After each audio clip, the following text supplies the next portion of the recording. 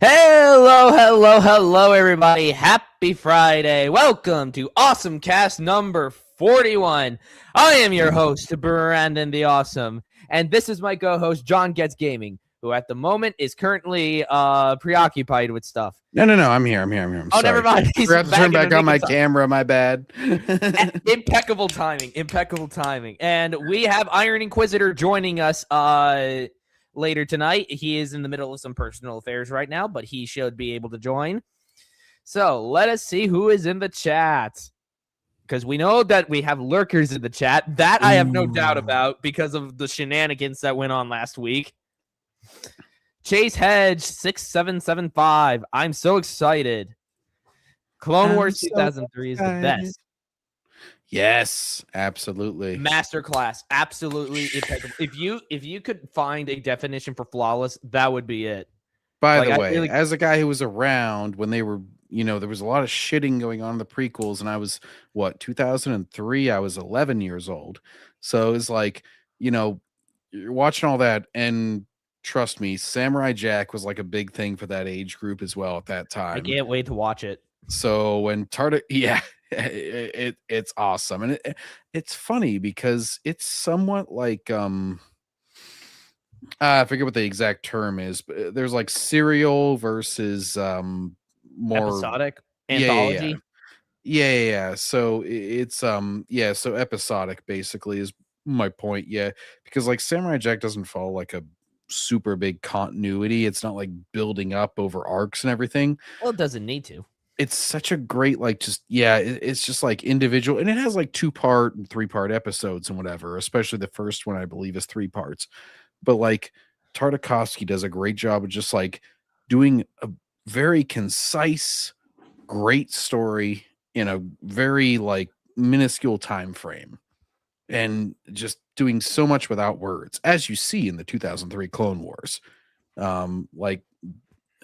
They don't have to have these long rambling exposition dumps, because they can have the clone troopers establish their character with hand signs and like actions and convey how deadly they are and everything in such a simple way. He's really masterful at visual storytelling. Yeah, it's like genuinely the fight between Ventress and Anakin on Yavin 4 is one of my favorite lightsaber fights, because it's like the way Anakin's coated in blue, she in red, and then on the top of the temple they're both coated in red. That's like It was funny on my in my real life job. I had a drill bit that got hot, and because I drilled through a wall, and then it was raining outside, and the rain started to fall on it. Oh my gosh! Some steam started to come off, and I was like, "Oh my god, I'm just like Anakin in the rain right now." Because I'll often cool them off by like, if the grass is wet with dew or something, I'll just roll the drill bit in it, and it'll be like, yeah. But so this is actually touching on a previous story that we hit on, I think last week. With there was this whole like culture war crap between Ex Voto, this like lesbian night game, and Knight's Path. I'm checking the private chat right now. Whoops. Yeah, I keep forgetting I have to check that thing. And so Ex Voto came out for PC and PlayStation 5, and it had 250. Well, I'll let the tweets speak for this. They were all bragging. They're like 250,000 wish lists, and they responded to Knight's Path. They were like, market for your modern agendas, because Knight's Path said like, we don't have modern agendas. Yeah. Whenever somebody asked if they had gay stuff in their thing, and it was like, oh, we're so cool. We have 250,000 wish lists. Well, they released now, and I have to say, switch to the next one? Do I switch to the next one? Yeah. It hasn't turned out so well for them. Ooh. What? Yeah, because it's like wish list doesn't mean it's a final, it's a done deal. And that was some virtue signaling by some Steam users, I'm sure, who like, oh, I'm going to support the current thing. And the knife slips into its spine. Even the woke media is renouncing Ex Voto a 2.5 out of 5. Jeez. In some ways, this is worse than Concord. But Oh, the critics, who cares what critics say? They're praising One Piece live action season 2. They those critics, they don't know what they're talking about. Let's see what the customers think on that third one. Oh, I can't wait to see this one. Okay, jump, share screen, jump, share. Massardo Rivarda. There was a lot of people reporting on the same thing, so I just picked the first one that I saw. But Ex Voto debuted with 427 players peaked on the first day, and this person spelled out a shameless copium about paychecks.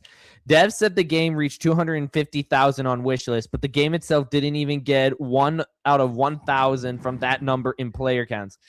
Where are those 250,000 people? Oh, under 1,000 concurrent players. Ooh, Yikes. And it released on console at the same time too, so it really blew and that's its whole load. And that's from and on Steam alone, that's 250,000. So it's like, let's see if we do the math. Let me bring on my calculator. 250,000. That's the old solar power. And it was what, 427.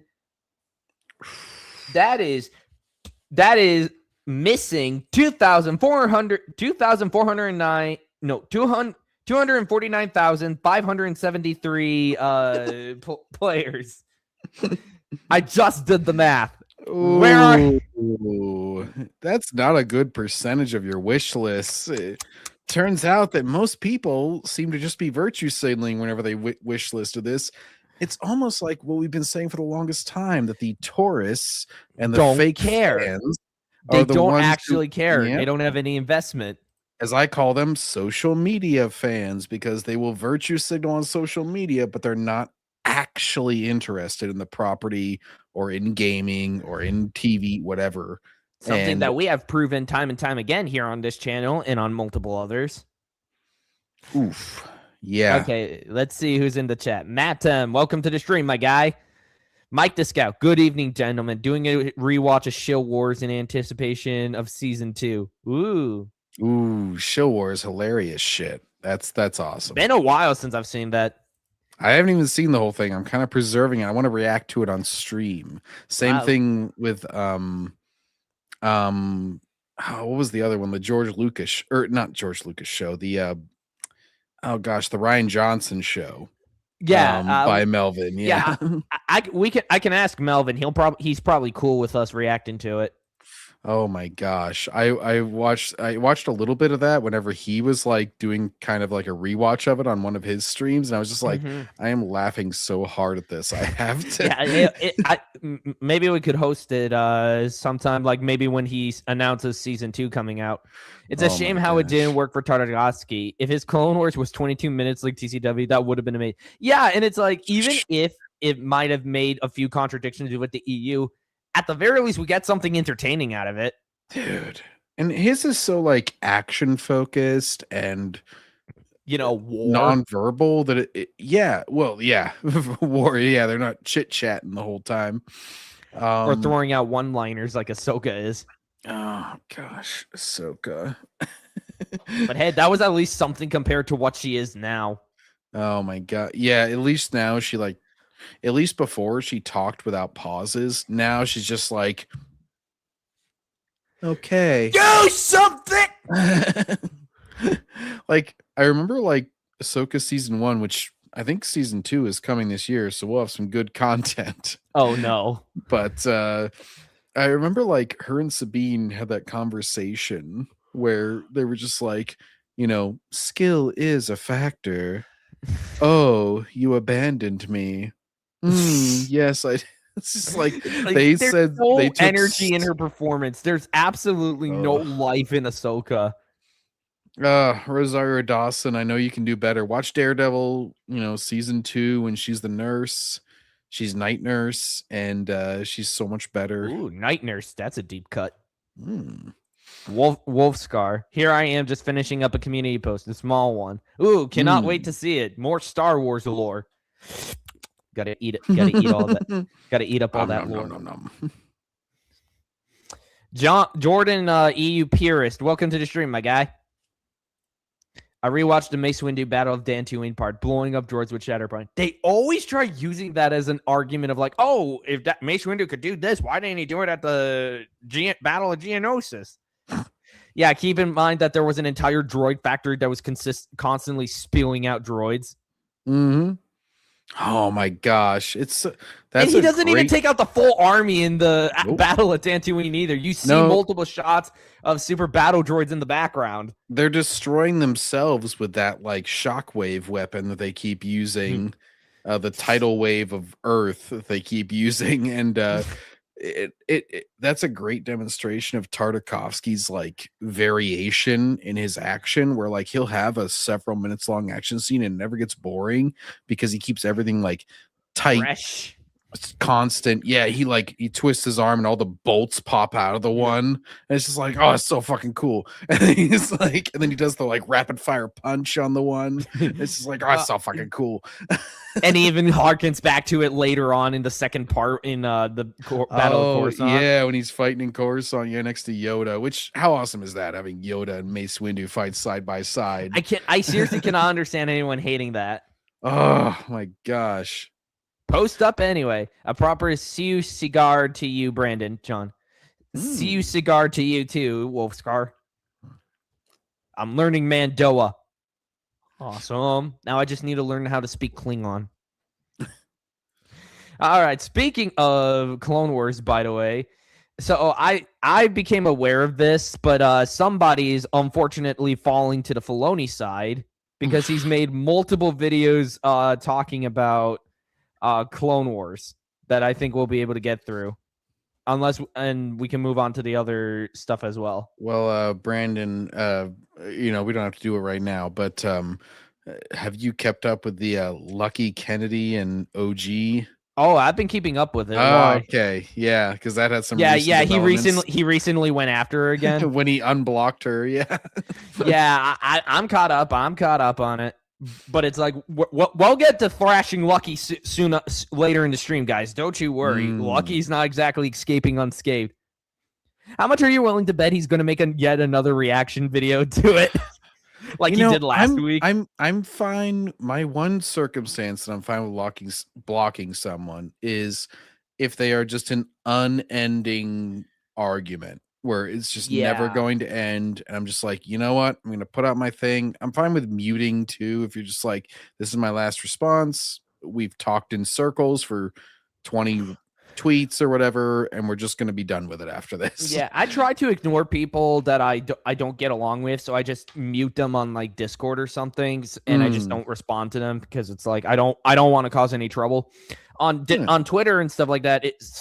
I've had people actively stalk me across multiple posts, so I end up blocking them because it's like, all you do is you want to drive me nuts, and I am not going to let that happen because it's and you have no life, so you're just going to respond forever, and it's just like, all right, eventually I do have a life, so I just have to ignore you at some point, and you're just trying to get the last word eternally. Okay. Yeah. But like, don't go back and make videos and like unblock and then respond some more. That's just terrible behavior. Wolfscar, for once you actually posted a community post that I actually read the story about, because I actually own Star Wars Visionaries. Because I just checked because there was a Discord notification. By the way, I got a proper 9-volt battery for my little episode 1 communicator that I had as a kid. Woo! it has so here's like the battle droid one. Where are you taking them? Oh. You're under arrest. Clear them away. It has such bad audio. Well, it is from 1999. Anyways, that's the battle droid one. Oh, yeah, so there's cool. a million different chips. Like, it has the cool little like Qui-Gon chip and everything that you can like, and you hold it on this little red button on the communicator here, and it'll read out little lines from the movie. I gotta try and nab one on eBay.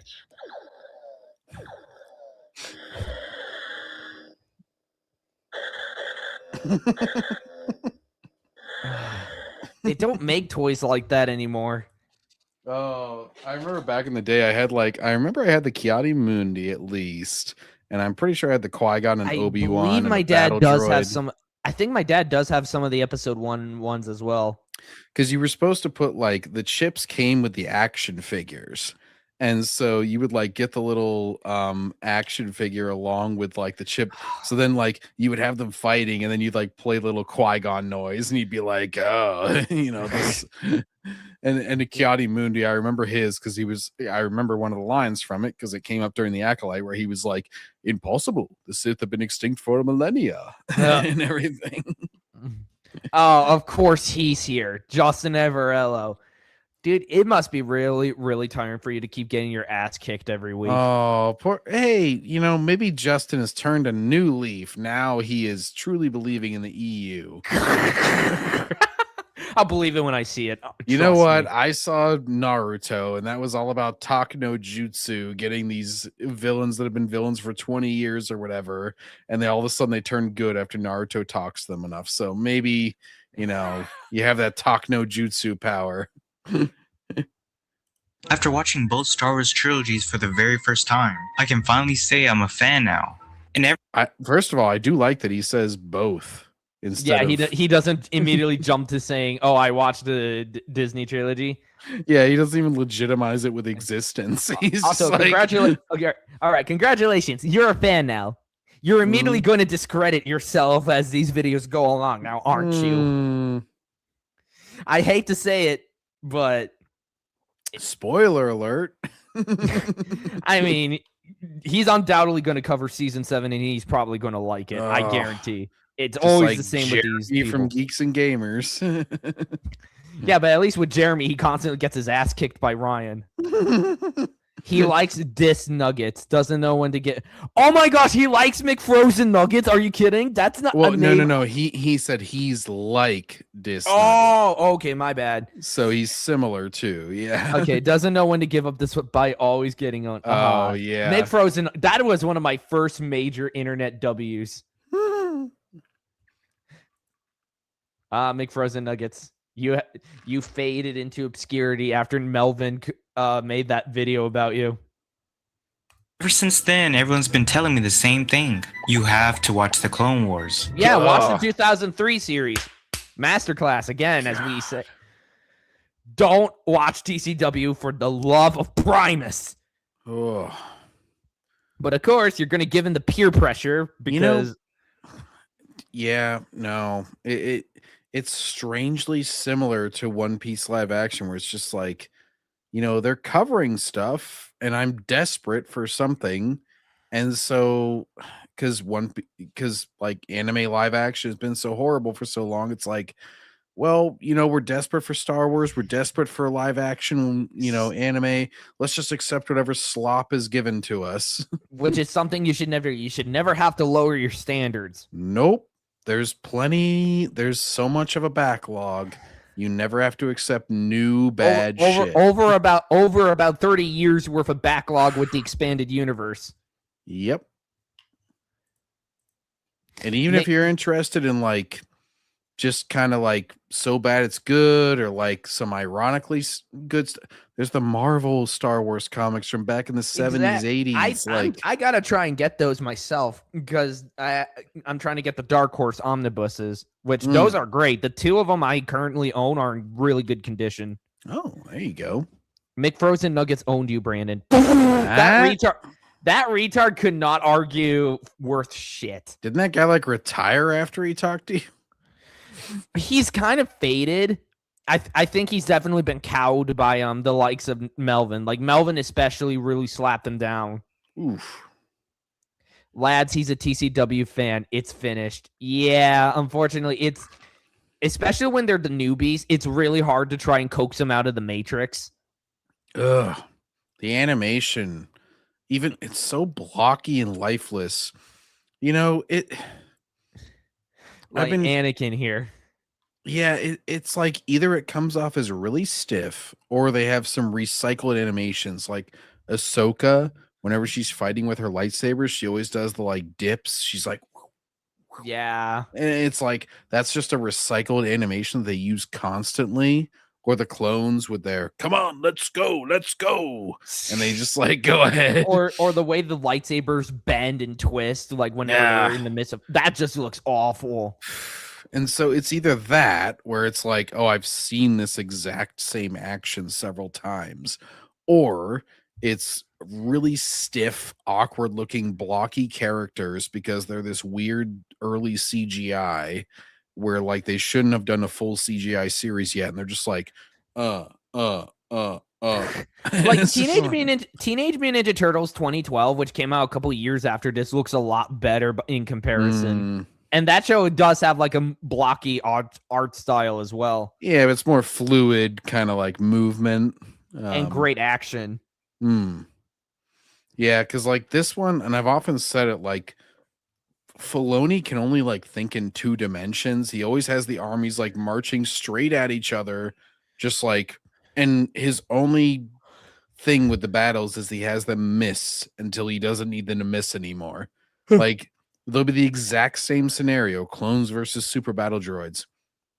And he's no like, side okay, really seems to get the advantage over the other. yeah, well, he'll be like, it'll depend on the plot. So he'll be like, okay, it's the end of the episode. Or the end of the story arc. I need the clones to win. So they're going to get all the hits right now. And oh my gosh, oh, retreat. Let's run away, separatists. But then if it's like the beginning of the episode and they land in the hangar bay and it's the same situation, equal numbers, clones and super battle droids, it'll be like, oh my gosh, the super battle droids, they can't miss. They're destroying all the clones. Oh my gosh, retreat. We lost the hangar. It's just like, dude, there's no rhyme or reason. There's no consistency. It's just like purely plot dependent. Who's going to hit and who's not going to. It's like a D&D campaign where you hit nat 20s and then like other times you just hit 1s.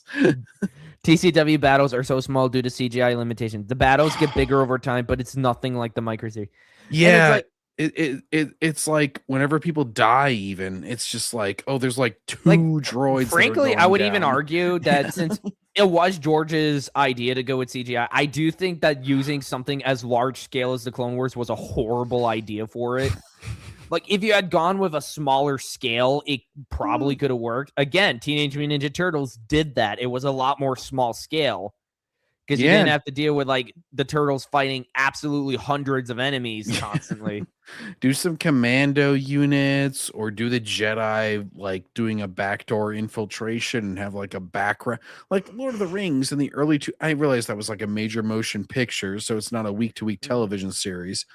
But like have a background, less detailed kind of battle going on if you really need that. But of course they don't do it.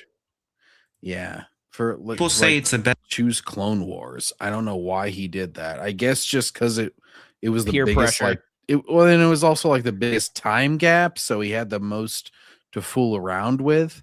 And so like I sort of understand it from that perspective, but also like you could construct the stories to be much more nuanced and much more clever for Again, knowing like the Clone Wars constraints you had. multimedia project did that. Mhm.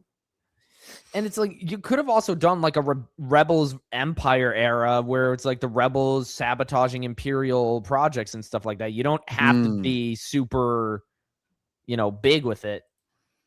A Star Wars story that He's just terrible at choreography. Like one of the early episodes, he has the separatists on a hill overlooking the clones on a mountainside on a narrow path. It's like, well, they don't just kill them instantly. They're instantly dead. Like this makes no sense. Like they're shooting downhill on them with tanks.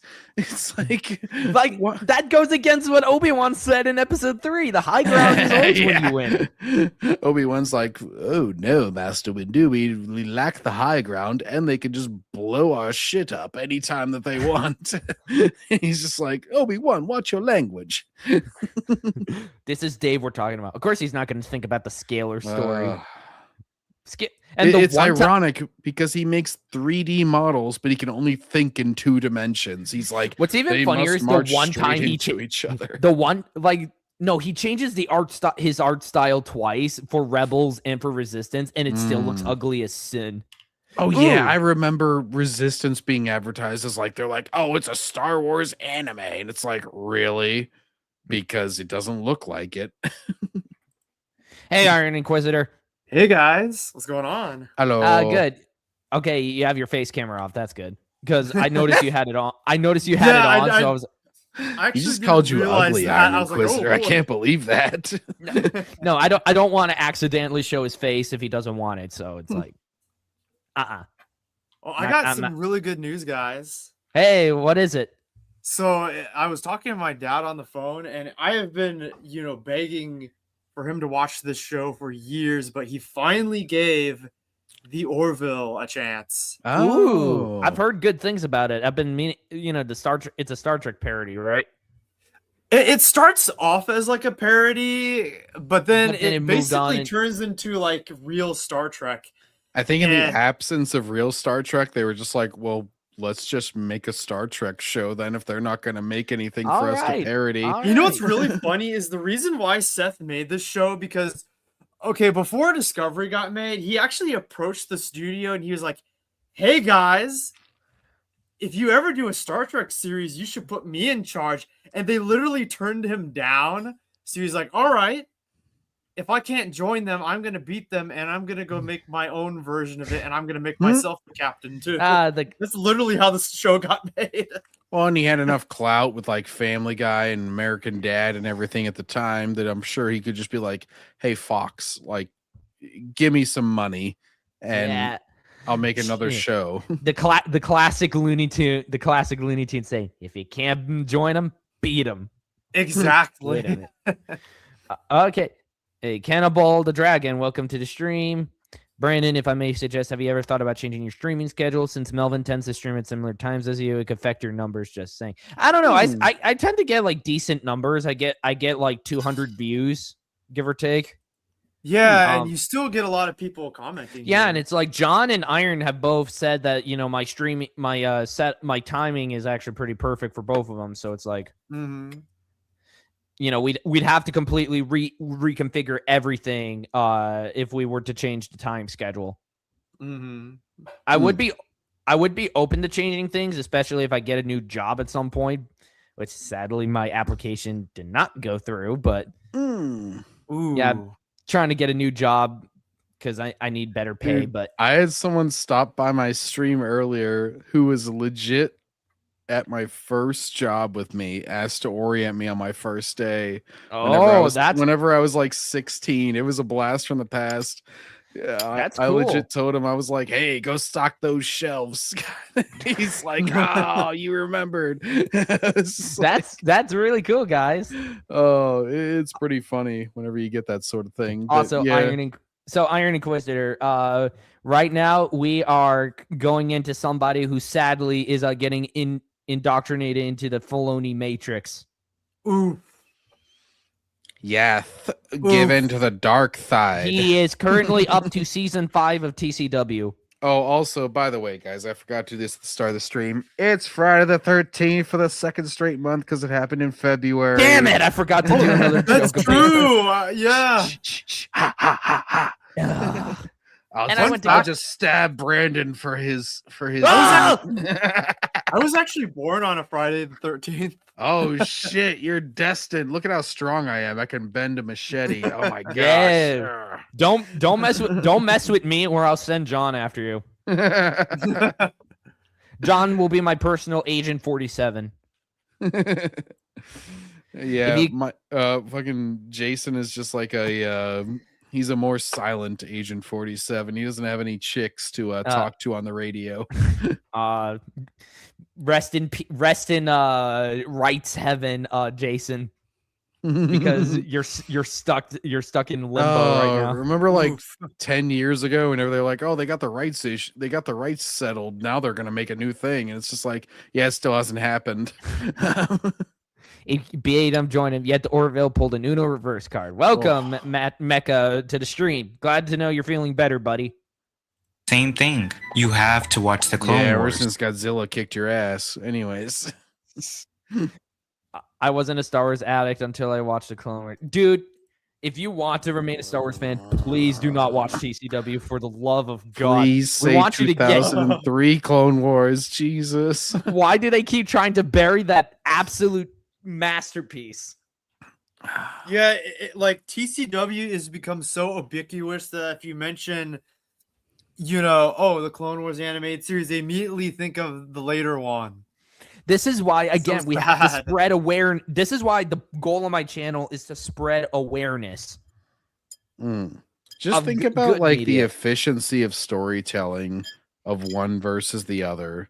Like, let's see here. Because I know like the 2003 Clone Wars is like 2 hours total, right? Like a little bit over. I can blitz through that, no problem. Okay. So let's see. Dave Filoni,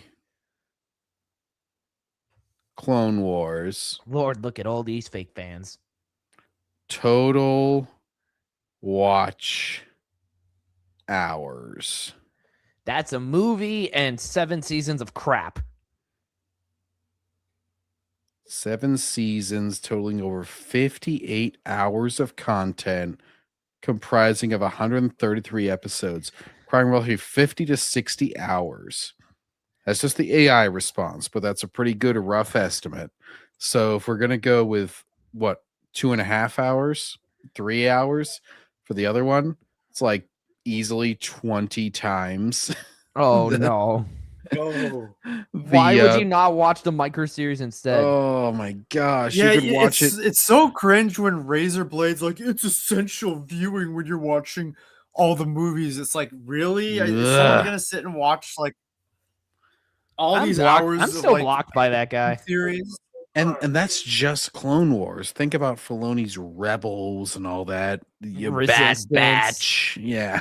The sad sacks. Oh, I watched the first season of Bad Batch, and then I started to watch season 2 whenever Omega, she got her little bow and arrow laser thing, and I was just like, this is the most stupid thing I've ever seen in my life. If you're going to shoot a laser at someone, why would you not just use a laser pistol? If you're instead of going, oh, I'm gonna put a laser arrow in a laser bow. Hawkeye and Green Arrow, you ain't. It makes no sense to have it be. It's both just it's another like lasers. Filoni gimmick thing. Yeah, if you want actually great Republic Commando action, just play Republic Commando. That game, oh my gosh, I do have I forget if I still have that up, that playthrough. Whenever I played that game, because the PS2 companions were pretty funnily like incompetent. They would always be like blocking doorways and stuff. Whenever I played, they'd be like, "What do you want?" And then like the one mission in like the hangar, it was I got so confused because I kept trying to fight all the droid squadrons, and actually what it turned out was you just had to go to the one end of the hangar and exit. And I was like, how can I not beat these guys? People But that was say it's my the fault. best It's just a funny little anecdote. Star Wars story the franchise has ever told. Have to watch the Wait, Clone Wars. hold up. Wait, what did he say? People say it's the best Star Wars story the franchise has ever told, but That is a blatant lie. The best story Bruh. ever told in Star Wars is the 6 damn movies made by the creator. The best story. Or there's ever like the told. typical argument, oh, it's the best Well, thing to come out of Star what Wars about- films, man. And what about the Thrawn trilogy, the Darth Bane trilogy, Coach Dark R2. Empire? No. Filoni having Ahsoka or Yoda learn clone names is way better than all that. That's as deep as it goes. Oh, he just creamed his pants. Yes. I gotta get more clips for my damn channel. Would you shut the fuck up? Oh man, a woman just seemed to not like what Justin had to say. Oh, that is great.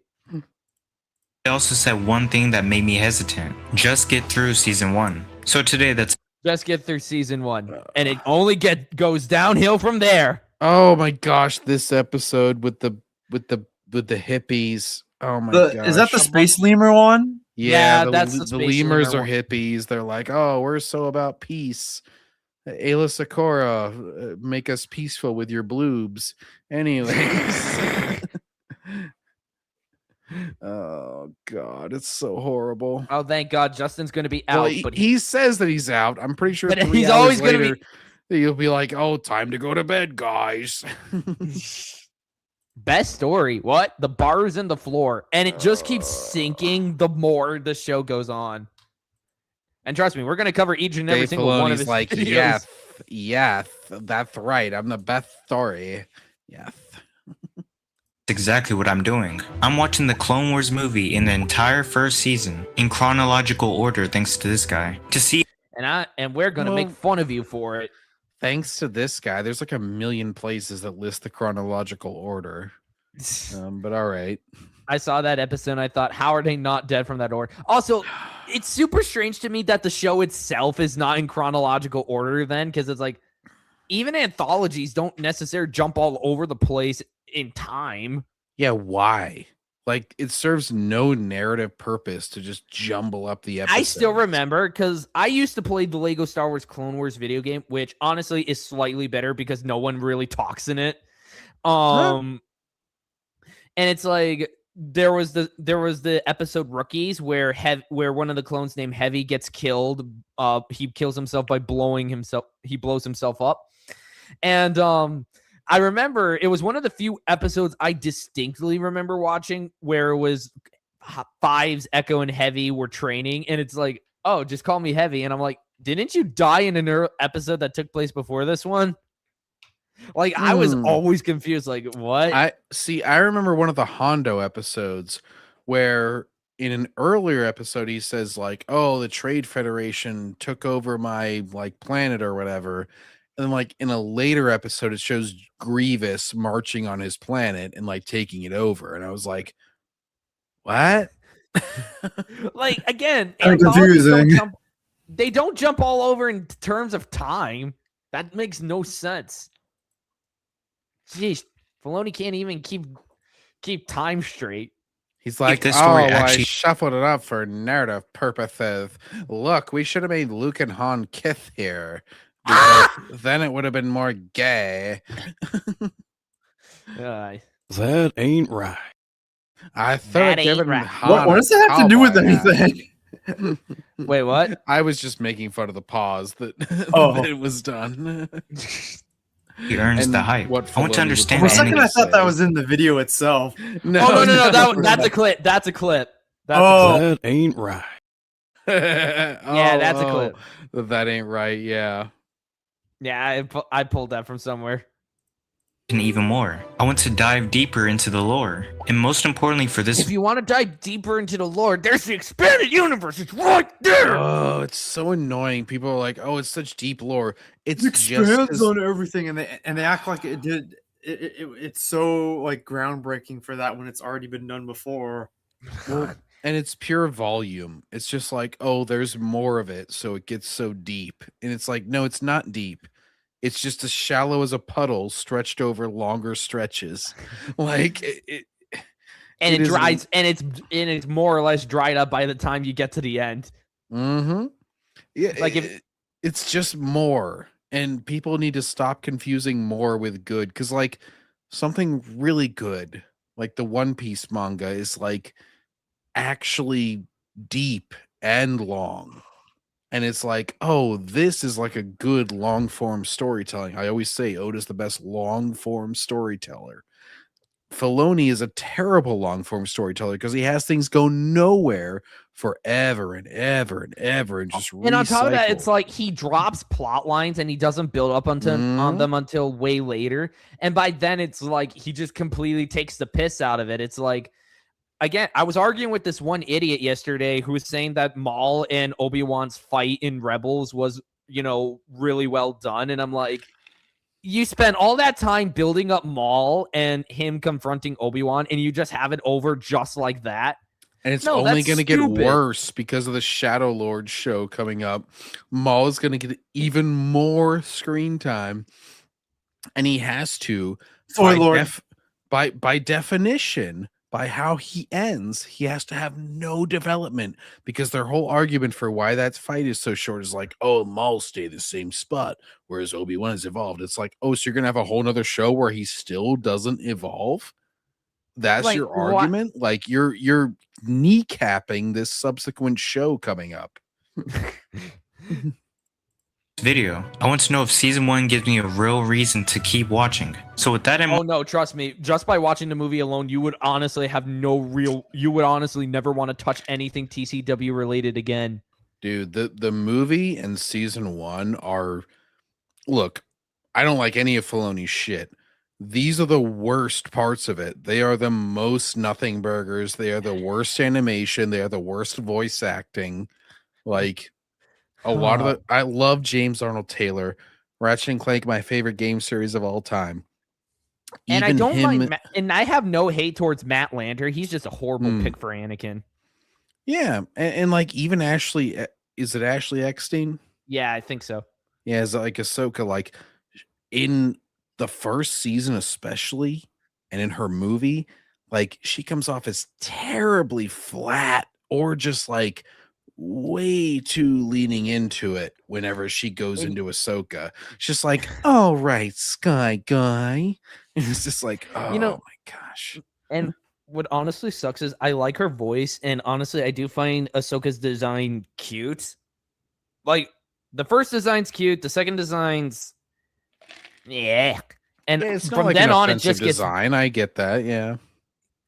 I mean, you have everyone questioning why'd you put the teenage girl in that, but it's like it's still okay. I mean, it's not bad, but her second design's whatever, and then they just get more and more worse. And it's like even as she ages, you seriously could not put her in something revealing. Like, yeah. really? Yeah, well, and Filoni is weird. No, it's Filoni is weird, and it's just a long pause. Either that or his camera froze. Because that is excellent comedic timing right there, guys. Oh yeah, that's a perfect expression. And oh, Princess, she's joined us for the awesome cast. Oh yeah, your cat. Yeah, Princess the kitty. Yay, we have a fourth man. John, are you okay? Oh yeah, yeah. It Uh, looks like he is having internet issues. Oh crap. He crashed out. Okay, until he no. please, John, come back. The shills are interfering with the stream. Yes, I still remember they're channeling their collective soy rage to stop him. He's probably gonna be come back in 2 shakes of a lamb's tail because it's for a second I thought it was Lucky and his goons because they said they might crash my stream. Oh, did they actually threaten that?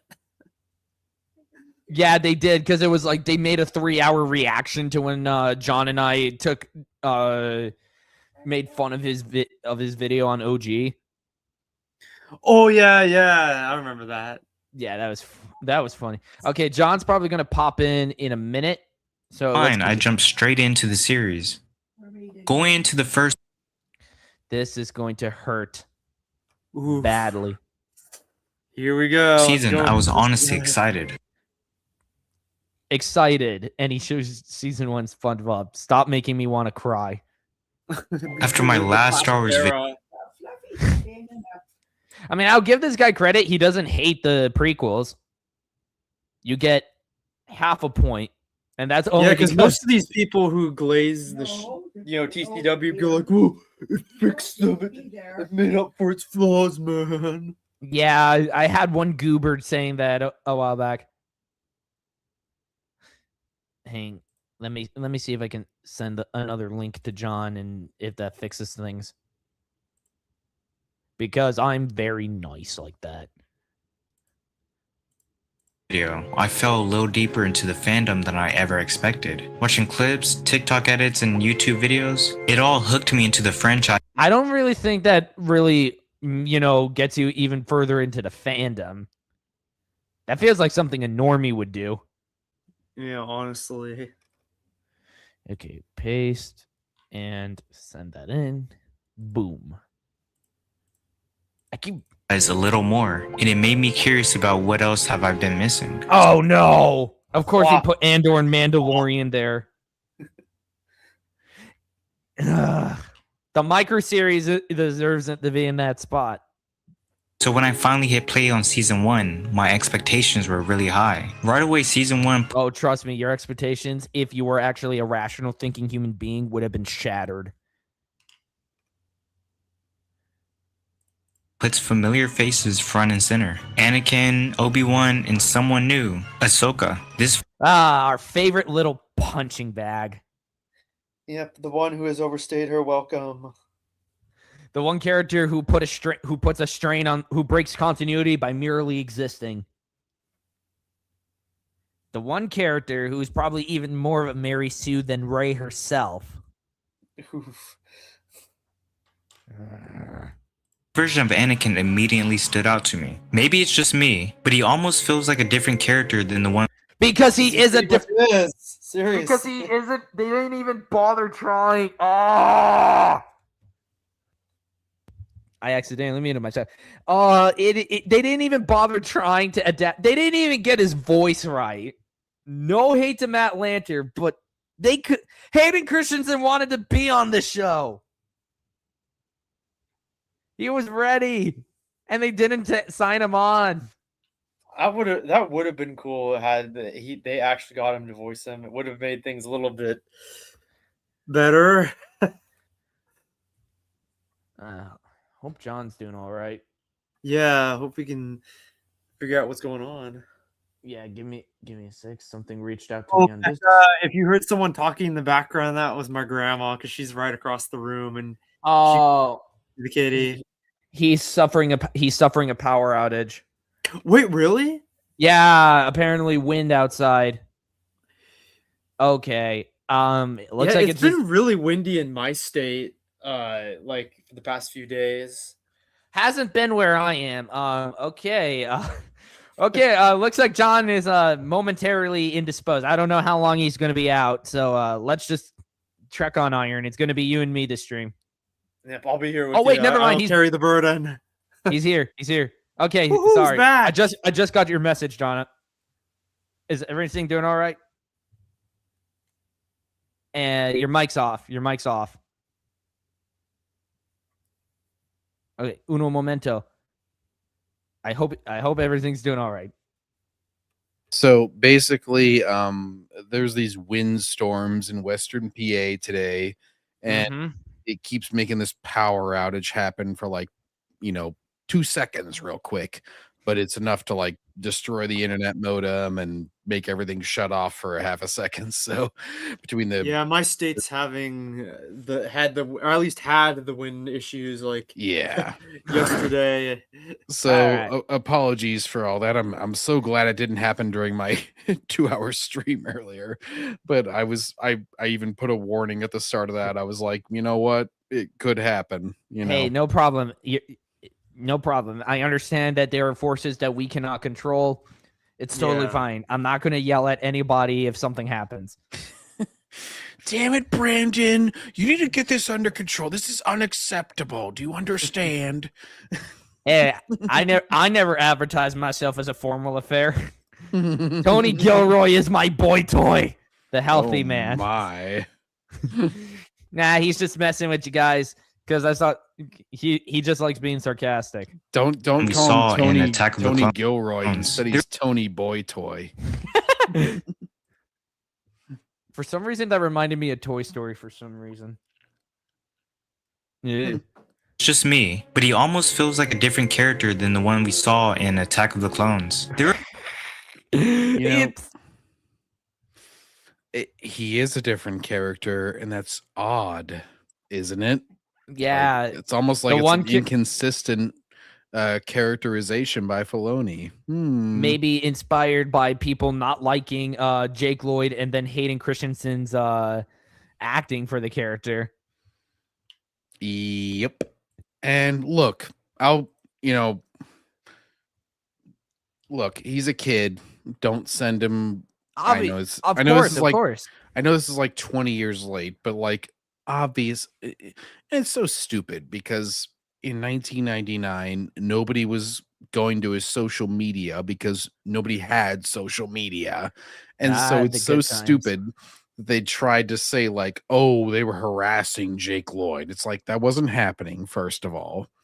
Second of all, His mother shielded him from most of it. yeah, if anybody was sending him like personal letters or whatever, yeah, his mother would have gotten them. He was like 10, 11 years.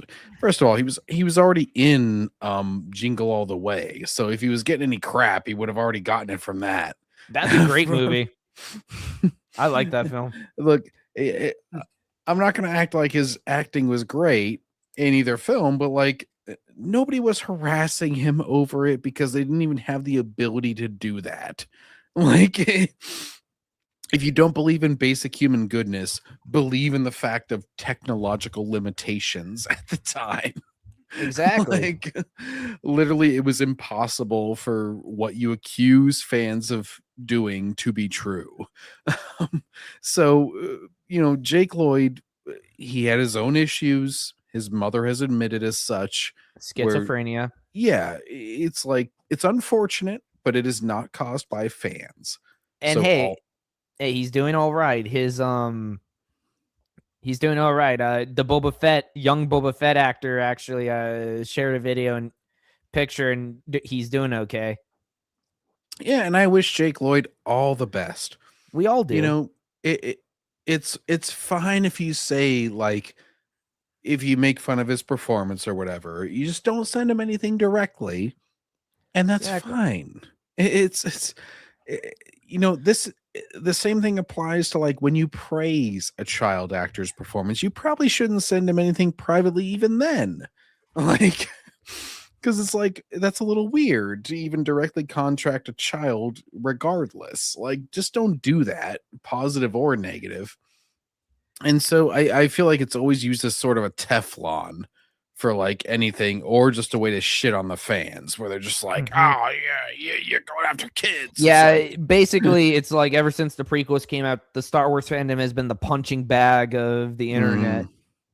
Sadly. Yeah, so we're not all the people making the George Lucas raped our childhood song. Yeah, it's either us or it's the Sonic fandom. It's either one gets the rough end of the stick. Oh, Grace Randolph, who thinks that like, oh, Shadow's a pedo or whatever because he has Grace Randolph is such an airhead. She makes dumb blondes seem smart. Well, she thinks that Shadow has too much of a relationship with that young girl. It's like, Grace, this is friendship. Like, Jesus, take your modern they literally sensibilities see out like of this. all that kind of stuff where it doesn't exist. It's so weird. It is. You have to make everything about sexuality. Yep. Like Mr. Grizzy, like Mr. Grizzy's video about him and Darth Talon making a baby together. I don't want to. It's like there are moments I thought, yeah, that's definitely. I mean, Sith don't really have friends, but character than the one we saw in. Oh, I'm sorry. Did someone say something?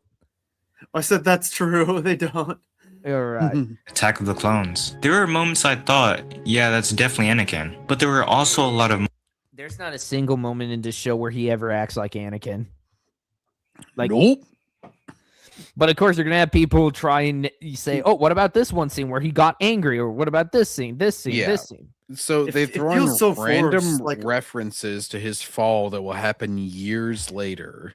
And the thing is, that shows further inconsistency because he's like, "Oh, I'm gonna beat up Clovis in like season 2," and it's like, don't you have like years before you fall to the dark side? And it's like, oh yeah, well, I'm already on the dark side in the year 1 of the Clone Wars. It's like, yeah, what? And it's like the time skip is so bad because it's like the show takes place only 2 months after the war begins, and they just suddenly thrust a Padawan onto Anakin. Why doesn't Obi-Wan get the Padawan? It makes no sense. You could even have Anakin have her during missions. Really during really like prudent situations where it's like, oh, Obi-Wan is like otherwise occupied. He's a general. He's like, oh, Anakin, please take Ahsoka. Like, like he gets on his communicator and he's like, you need to watch after Ahsoka because I'm going to be gone for a month or something. It's like, okay, that would make way more sense just right off the bat. Instead of like Yoda assigning Anakin Ahsoka, like what? Like, even now, the justification makes absolutely no damn sense. Like, oh, Anakin needs to mature. And I'm like, I'm pretty sure the war would do that just fine.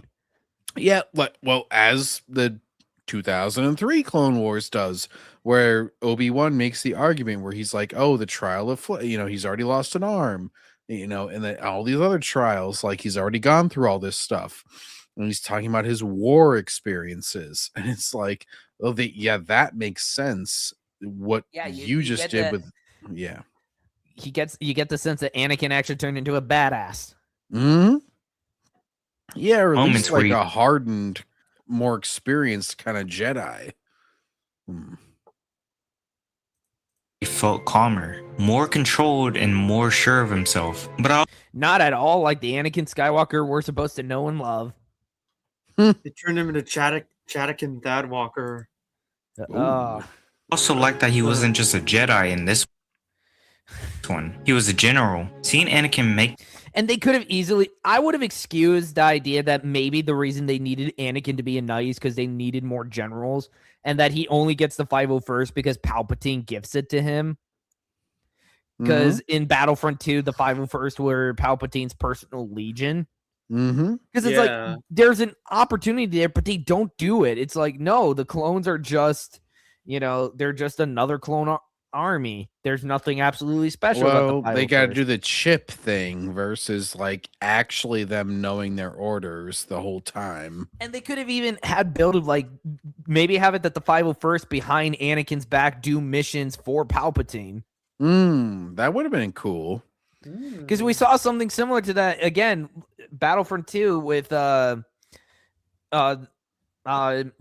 Mundi. It's like they grab something and from Megiddo and they head all the way to extract it. It's like right under his nose. By Gito, Felucia.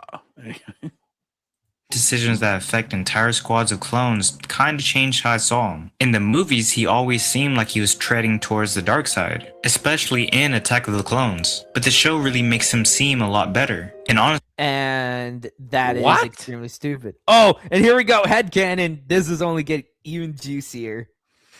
Strap in. my headcanon for right now is this.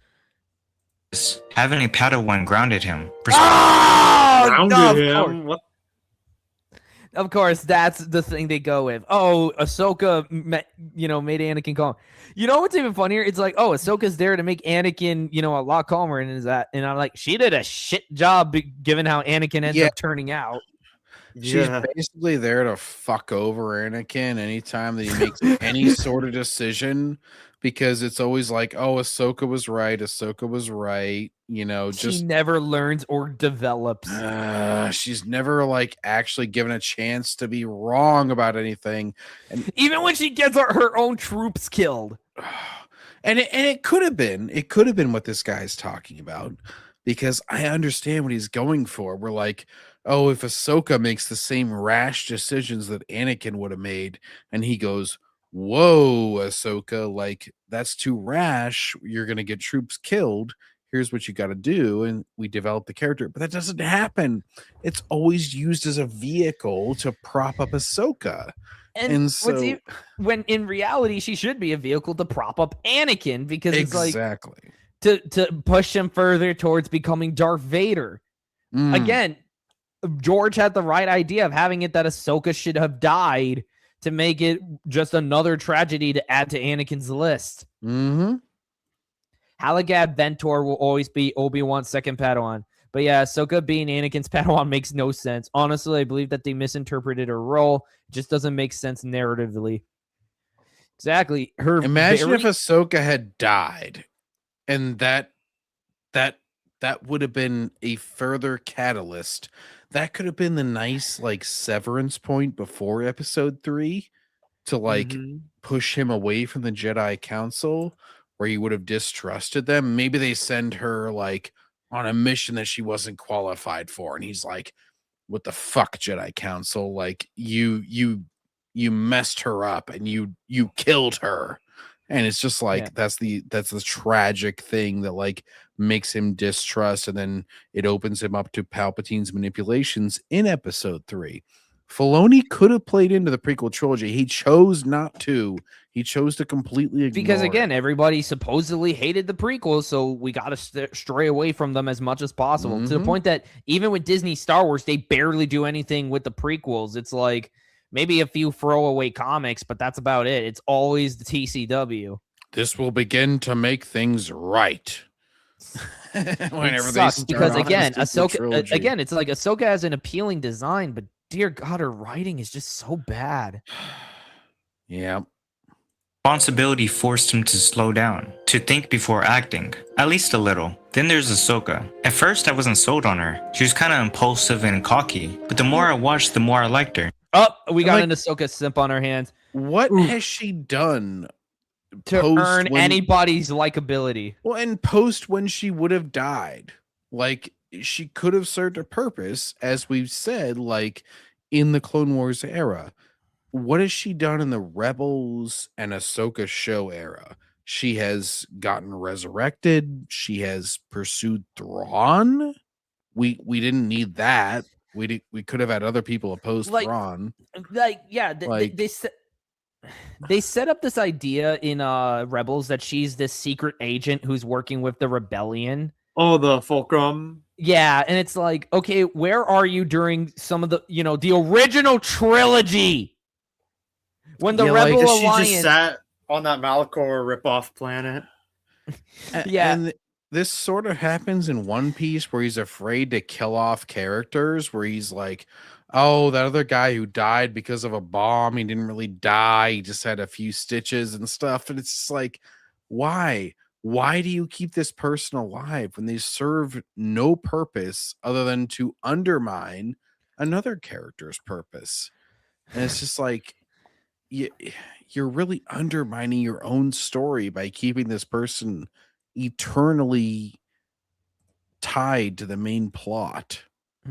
Dave really is trying to make Ahsoka way more important to the narrative than she actually is, and he Yep. consistently just keeps messing it up. Mm-hmm. Why does John sound like Optimus Prime sometimes? Well, it's because I have the Allspark. That movie, the 2007 film, will always be my favorite. Also, the council was going to give her knighthood, which is dumb because Anakin should have become a Yeah. Jedi Master from that. Obi-Wan literally got to become a Jedi Council member. Megatron, I'm going to give you exactly what you want, and it's going to kill you in this movie.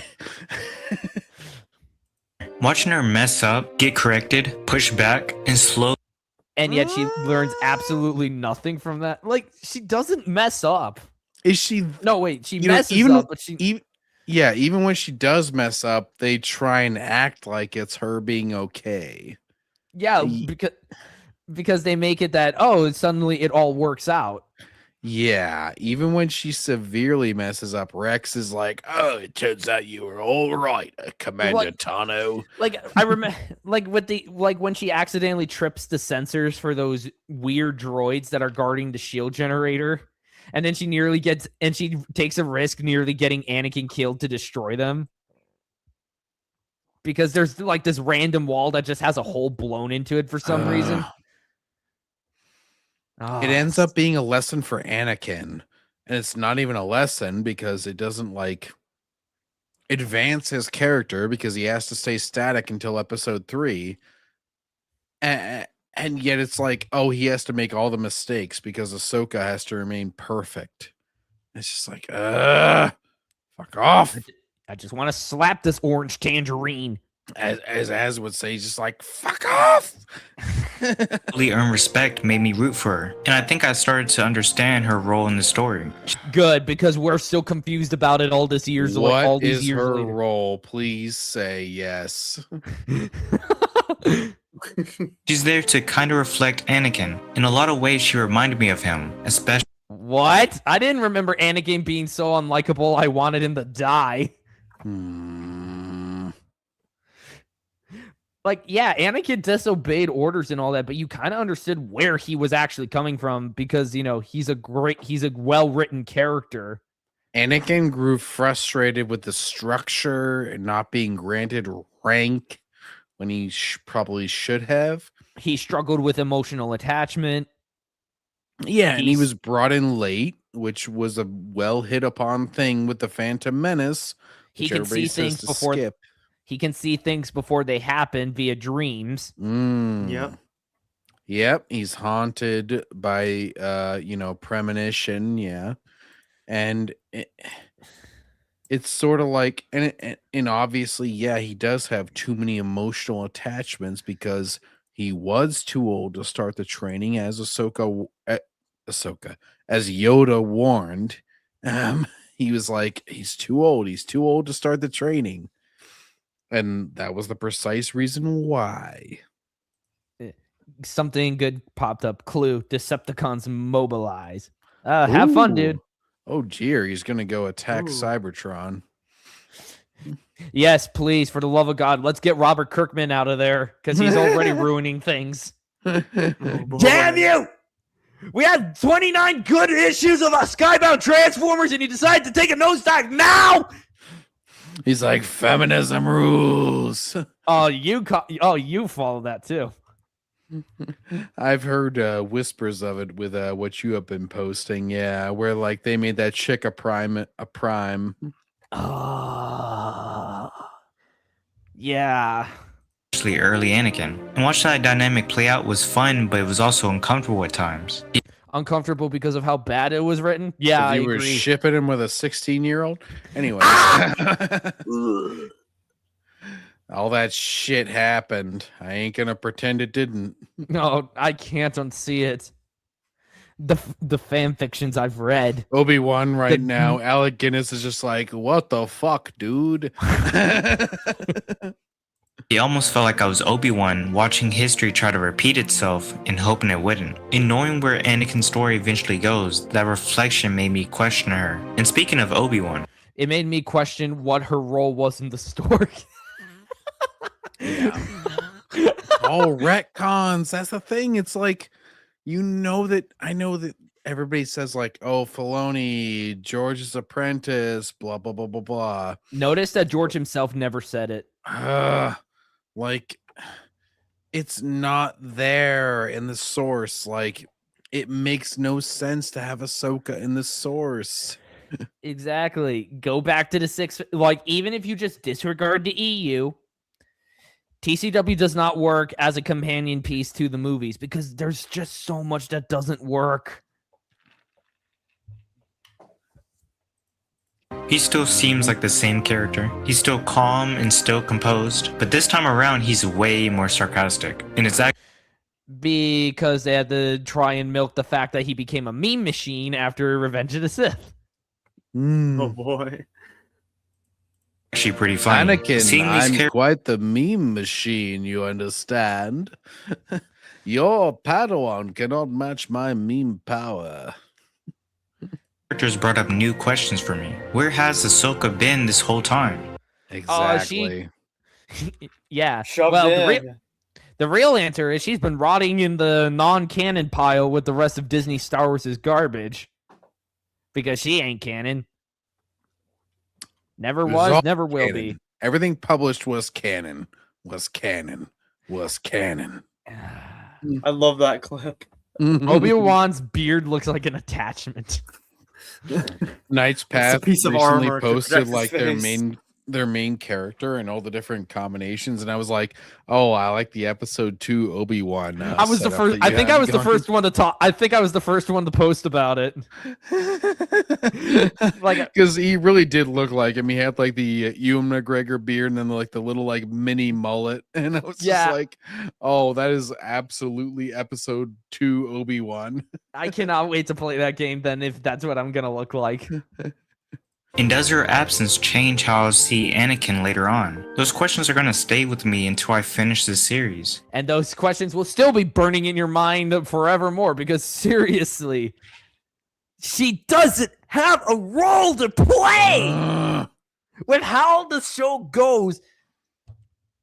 Even when she puts a strain on the story with her mere existence as Anakin's Padawan, You don't do anything good with it. You keep her alive. Let's just call her Ahsoka. Anybody who it wasn't is just incorrect. But the biggest surprise for me was the clones. Ah, yes, the second gonna- most butchered he's part of gonna- this. Because that you now? gave them names and you tried to do characterization, and it turned out to be, Humanize them oh, we're so more. unique because of our hairstyle or whatever. Oh, we're totally individuals. And it's like you didn't have any significant character traits. And it's like the only clones in the EU that got names were commandos and ARC troopers. And it's Knolls. It was like, that was it. You didn't get clone troopers that consistently named themselves unless they happen to be like the clone from that's the main character of Darth Vader in The Cry of Shadows named himself. And that's because he was stranded on a planet after he fell out of a gunship. And he was left behind after the Republic left. Hmm. First, they were just nobodies to me. They were just background characters meant to shoot and miss. Obviously. But this show, Oh, and of course he said shoot and miss. Dude, they landed more shots than any of the clones in this show. They could kill a gazillion droids. The point was that the droids outnumbered them. completely changed how I saw them. They started getting names, personalities, little human moments that felt significant to them. And once that happened, I started caring about them. You're not supposed to care. They're literally supposed to be cannon fodder. And I love how he's just like, it's so shallow. It's just like, oh, they got names, and so I cared about them. It's just like, oh, because they were named Wrecker and Echo, you know, what, yeah. Fives. And it's Then like, oh, I by the way, cared. that malformed clone janitor, yeah, that guy ain't surviving past day one. Put him down. The Commonians would just put him down. They probably, they would, given their eugenicist nature.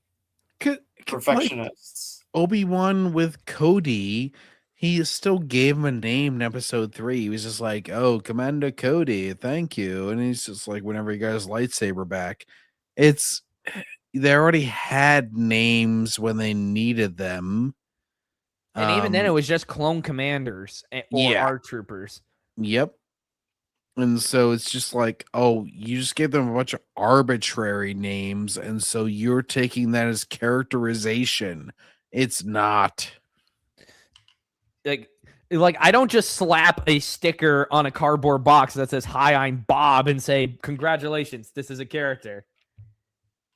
That's not how it works. They should have just used the Republic Army judicial forces to compare and contrast the actual humans to the clones. What the clones do in the show doesn't make sense narratively for their creation. Exactly. Again, you could just debunk that with that one scene from Attack of the Clones where they describe the very nature of the clones.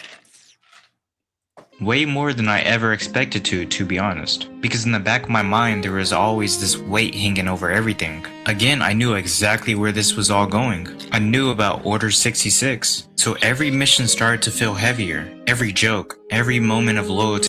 Oh, Yeah, that chip Jeremy. shit started to seem more and more stupid.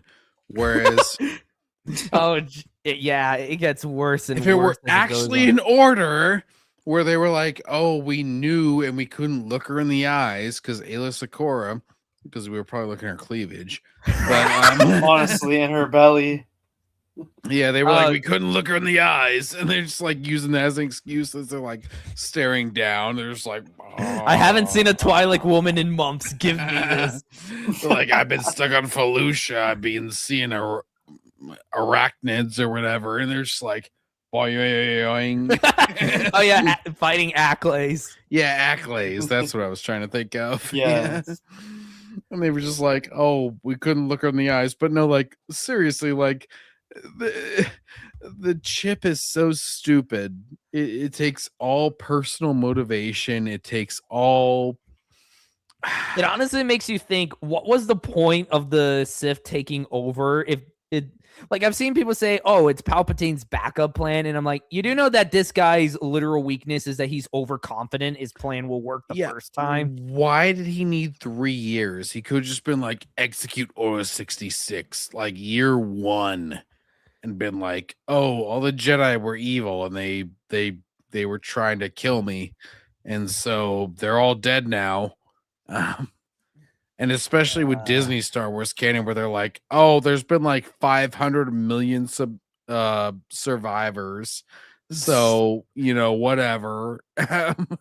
Hi, I'm back. Just found Dark in the Moon Soundwave fresh in packaging. Oh, cool. Which one? Like from the actual movie or the studio series version? The vinyl.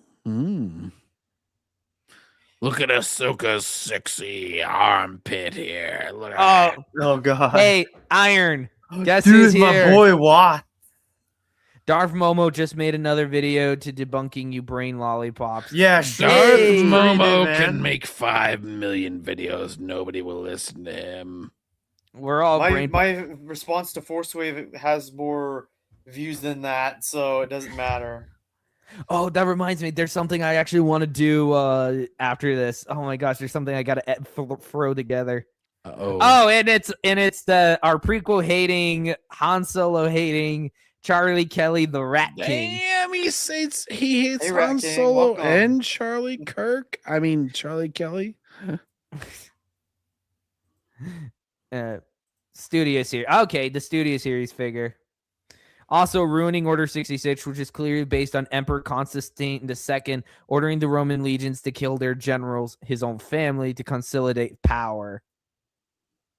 And John went off to do something. Hey, Watts, can you debunk... memento, my friend? Hey, Watts, can you debunk George saying the EU sequels are fine, confirming it was canon?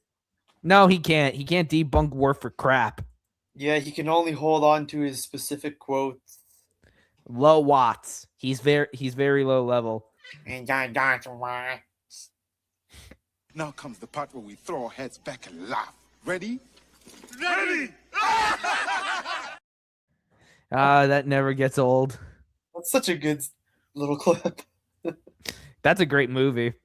Every time they followed orders without question, it all felt like borrowed time. I started thinking this show wasn't just telling me more about Star Wars. It was trying to make me care about the characters more, so the tragedy... Oh my gosh. No.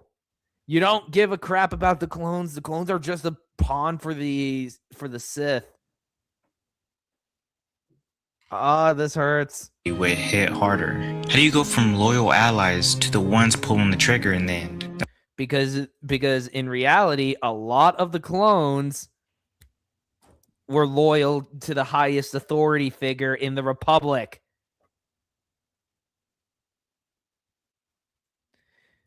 Mommy the Legend 12 is a Star Wars movie, the GOAT movie. All 6 films are GOATed. That's it. George Lucas respected the EU as its own thing. It wasn't part of his canon. The only thing that was canon was the 6 movies in the Clone Wars series. Nope, the EU, not TCW. TCW violates G canon, my dude. And of course, Watts won't acknowledge that. Do you even think he's watched the Clone Wars? Maybe that explains why he is the way he is. All that poor brain rot. That's another question that's just gonna stick with me. Season 1 also starts widening its scope. We finally get to see the other Jedi, something I've been waiting for. And with Yeah, Again, and we got that in the EU years before that. oh, he's going to be indoctrinated to pretending like the EU never exists or that the EU is crap. Just another victim on the list. film, a range of leadership styles and philosophies that made the Order feel bigger and more complex. And when What? Complex? There ain't no complexity with the Order. The Jedi are just basically straight up good guys. Except for that one guy who for some reason decides to be a bad guy in the most shallow way possible. Oh, the forearm general. Oh, Pongrel. That is so stupid. Like, dude, you had like the most shallow. You had the idea of Jedi go bad, and you did it in the worst way possible. You could have done that with Mace Windu, and he like goes a little bit too far, where he's like I'm gonna sacrifice my troops, and then like Anakin or Obi-Wan or whoever is with him, they're just like, whoa, Mace, you're going too far. Like, that's subtlety though, and Filoni does not understand subtlety. Just because the clones fought with the Jedi doesn't mean they were close to the point where they wouldn't kill him. Shoot, some clones were even glad to do it. They probably would have done it just out of spite. I would just like to say I'm a very progressive fellow. I put a lot of cock in my mouth tonight. Chicken cock. Anyways. No, not on camera, John. I don't want to get demonetized. Yeah, Well, careful, it's man. it's written right there. Be careful, man. I watched all 7 seasons of the Clone Wars. The Clone Wars was George Lucas Star Wars as well. George Lucas was behind the scenes telling Dave what to do. Yeah, that's why Dave Filoni went ahead and stabbed George in the back. Yeah, he was behind the scenes he was like, hey, Dave, further bastardize. I've run into this recently with the One Piece shit. It's like, oh, Oda loves the casting. It's like, he's being, look, Nice. guys, he's trying to play ball with the current administration. You understand? Like, George is not going to shit on Kathleen Kennedy. That's why he shows up on the Mandalorian set and he plays with the little baby Grogu doll and he pets it and everything. It's like, he's too old. He's too ID give a fuck to do this shit. Like, he's not gonna war against the administration at his age Because of what the world did to him, the media. Yeah, he's like not in the fight anymore. It's just like, It's who so gives sad. a shit?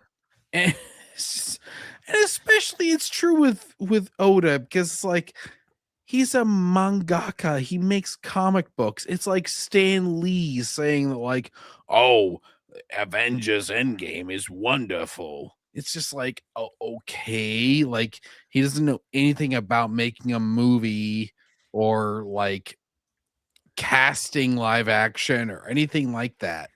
Like, we don't need to try to assign extra roles to these guys. They were good at one particular thing. And that's it. Yeah, like George was good at the movies that he directed. We don't need to give a shit about things that he thinks about beyond his control.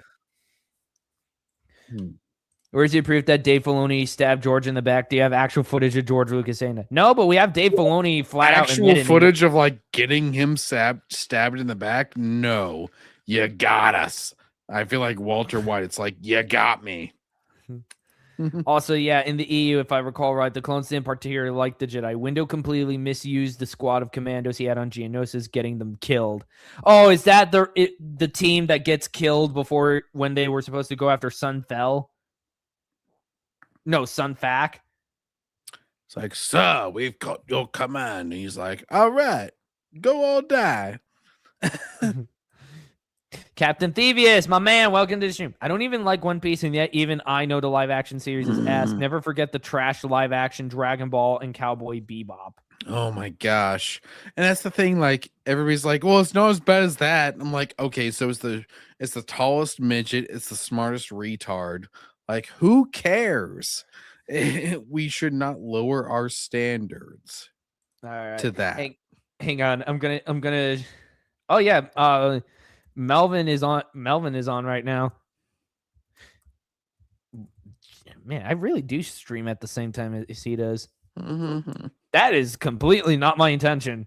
When I Wow, moved you in. hate Darth Melvin. I get it. No, I swear I don't. Okay, hang on. Okay, hang on. Okay, Watts, because you want footage, I'm gonna give you what you want. All right. Okay. Dave Filoni's like, I snuck it between his. I knew George wouldn't approve that, so I snuck it he's after him. pulling the Oh, You're Manny taking things the out of context.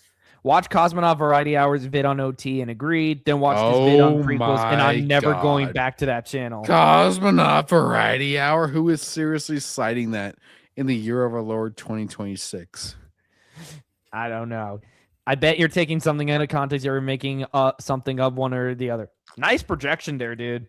Because you do that exact thing all the time. I Takes bet. things out of context. AKA my random assumption. Ja 'Cause it- FF03. Welcome, dude. Those episodes worked. They really worked. But not all of them landed the same way. This Okay, what episodes were actually any good? Let's see which ones he picks up.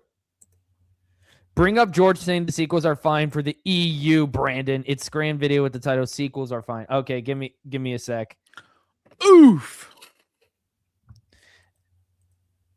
Oh, me a also, fine is the best you can find. Like, this is whenever somebody's trying to find dirt on Ryan Kinnell, and they were like, "Oh, you approved Andor," and it was like Alright. him going like, "Oh, it's better than other Disney Star Wars." All right, hang on. Let me stop sharing this for like 2 seconds. And then because we're list. ah. I mean, it'll be fine to simul stream to Rumble as well. Yeah, I wish I could stream on both. Okay, sequels are fine. Sequels are fine. Sequels are fine. Sequels are fine. Did I don't think I passed it. I'm still scrolling. Sheep Talks. Star Wars is timeless. EBN. The Star Wars Saga. Dave Filoni. Echo-based network.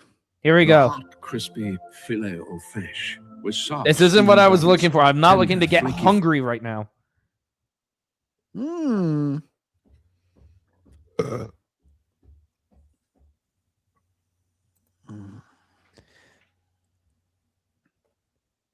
Uh-oh. Filoni admitted in this behind the scenes TCW season 5 finale that Lucas wanted Ahsoka dead.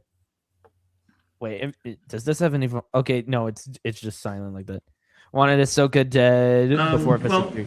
The thing about Star Wars is it kind of grew into what it is. It's not really a sequel. It was actually designed as 3 films. Lucas is like, And it I was want actually written. I want her with dead. The backstory and everything is 6 I want her films. family dead. That's why I say there won't be any more after this because I haven't written any more after this. Zero springs eternal. Yeah, there's you know, I mean they've written books, you know, sequel books and everything, which is fine. Here we go, Watts. You listening? You listening, Watts? Yep, I'll be here, buddy, so you can educate yourself. Yeah, there's you know, I mean they've written books, you know, sequel books and everything, which is fine, but you know, this is the only part that I actually created myself, and I created it 30 years ago, and I'm trying to finish it. So I don't know. I'm not as big a fan of sequels as you might think. I think if it's organic to the material, I happen to like television, and I like television because you can tell a longer story. You do miniseries, you do things that can go on for 20 hours. But Oh, film, how funny! He is not as big of a fan of sequels as you would like.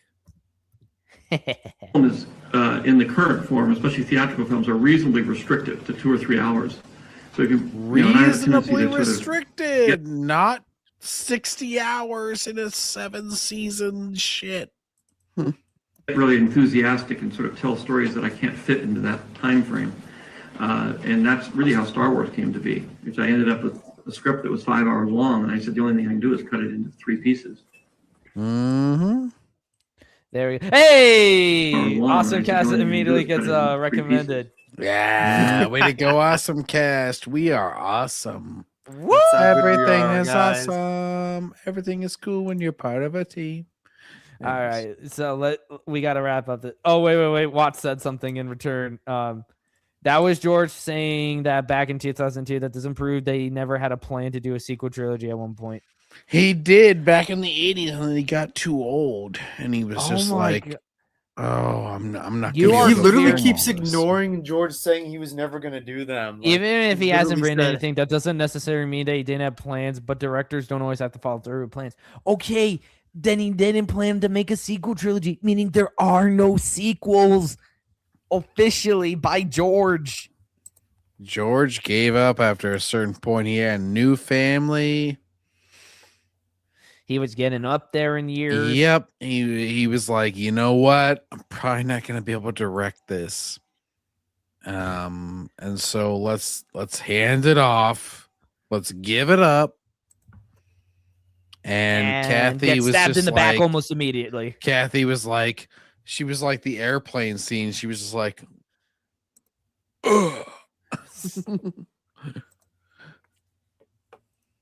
Season definitely feels episodic at times. Some episodes Because it's supposed to be an anthology, you idiot. How could you not pick up the... feel essential, like they're laying important groundwork for what's coming, and others feel more like side missions, only there to expand the world rather than moving the story forward. And while I didn't hate that, the inconsistency stood out.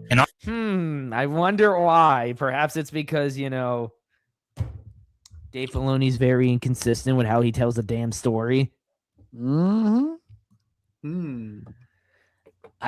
I will hump that video just like every shill for Disney. Yeah, I gotta add that to the list of videos to constantly just spam at people. honestly, that's probably this season's biggest hurdle for me. Grievous and Dooku are also here, but they don't really dominate the season. Right now, they Well, Honestly, if you'll that's find out a that- problem with season 1, then I hate to tell you what happens in the other seasons. Every villain they introduce is just so damn underwhelming. It's like you can tell that they want to make the next big aura farming villain, but they just ruin them within like 2 Yep. seconds. Oh Like boy, the check bird- out what Watts is saying. He's malfunctioning. I never said there were sequels officially. He went back and forth. George Lucas changed his mind a lot. He was going to do a sequel trilogy right after the original trilogy, but decided not to. Okay, then. There was no sequel trilogy then.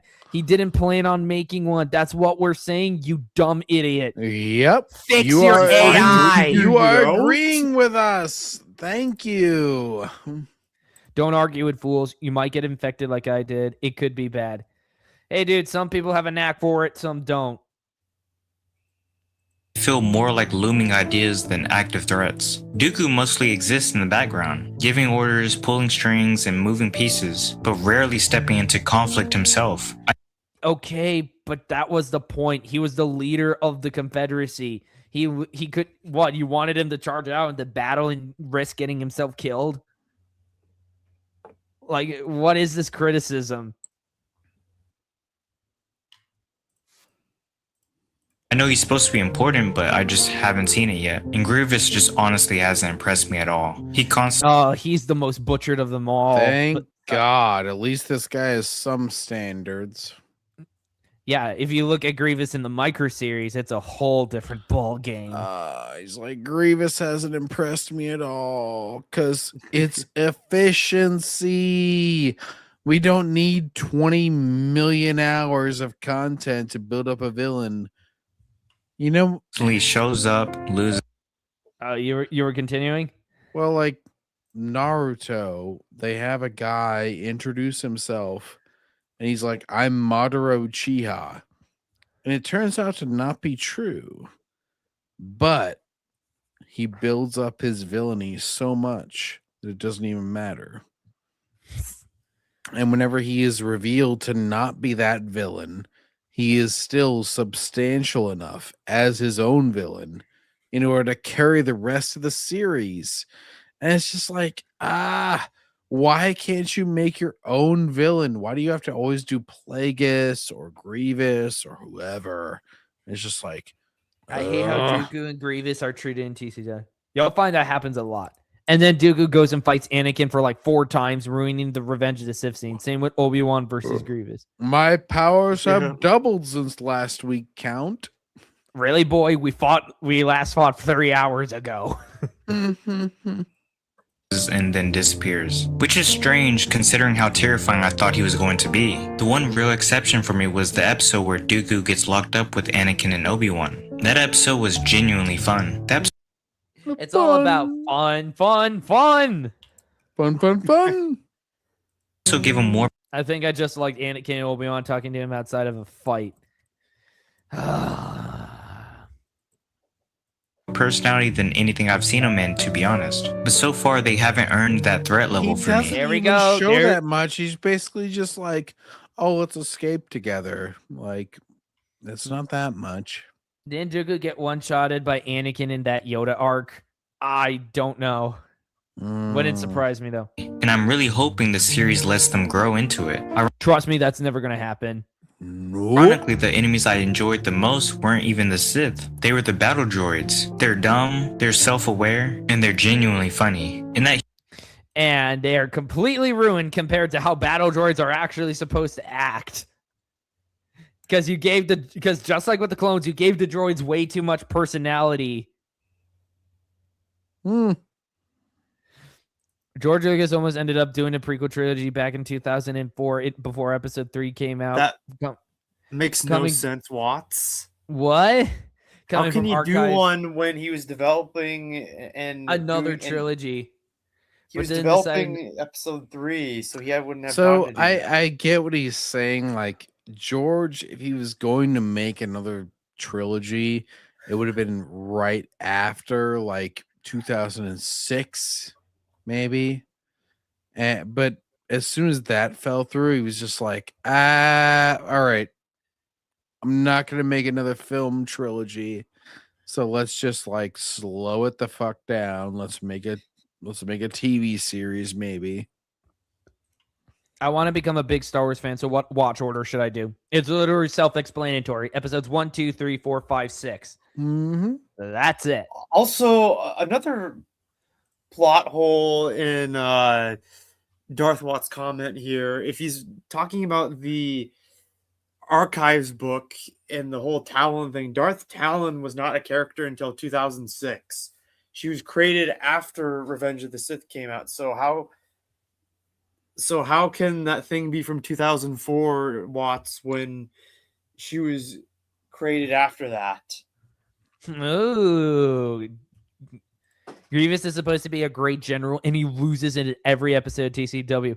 And it's so dumb because Obi-Wan has a line in one of the episodes when Obi-Wan says that the Republic is losing the war, and it's like, okay, then show it. Yep, they never show him losing a single battle. She was created before. Prove what? When? How? Humor went a long way for me because when some episodes leaned legacy comic creators, and the comic came out in 2006.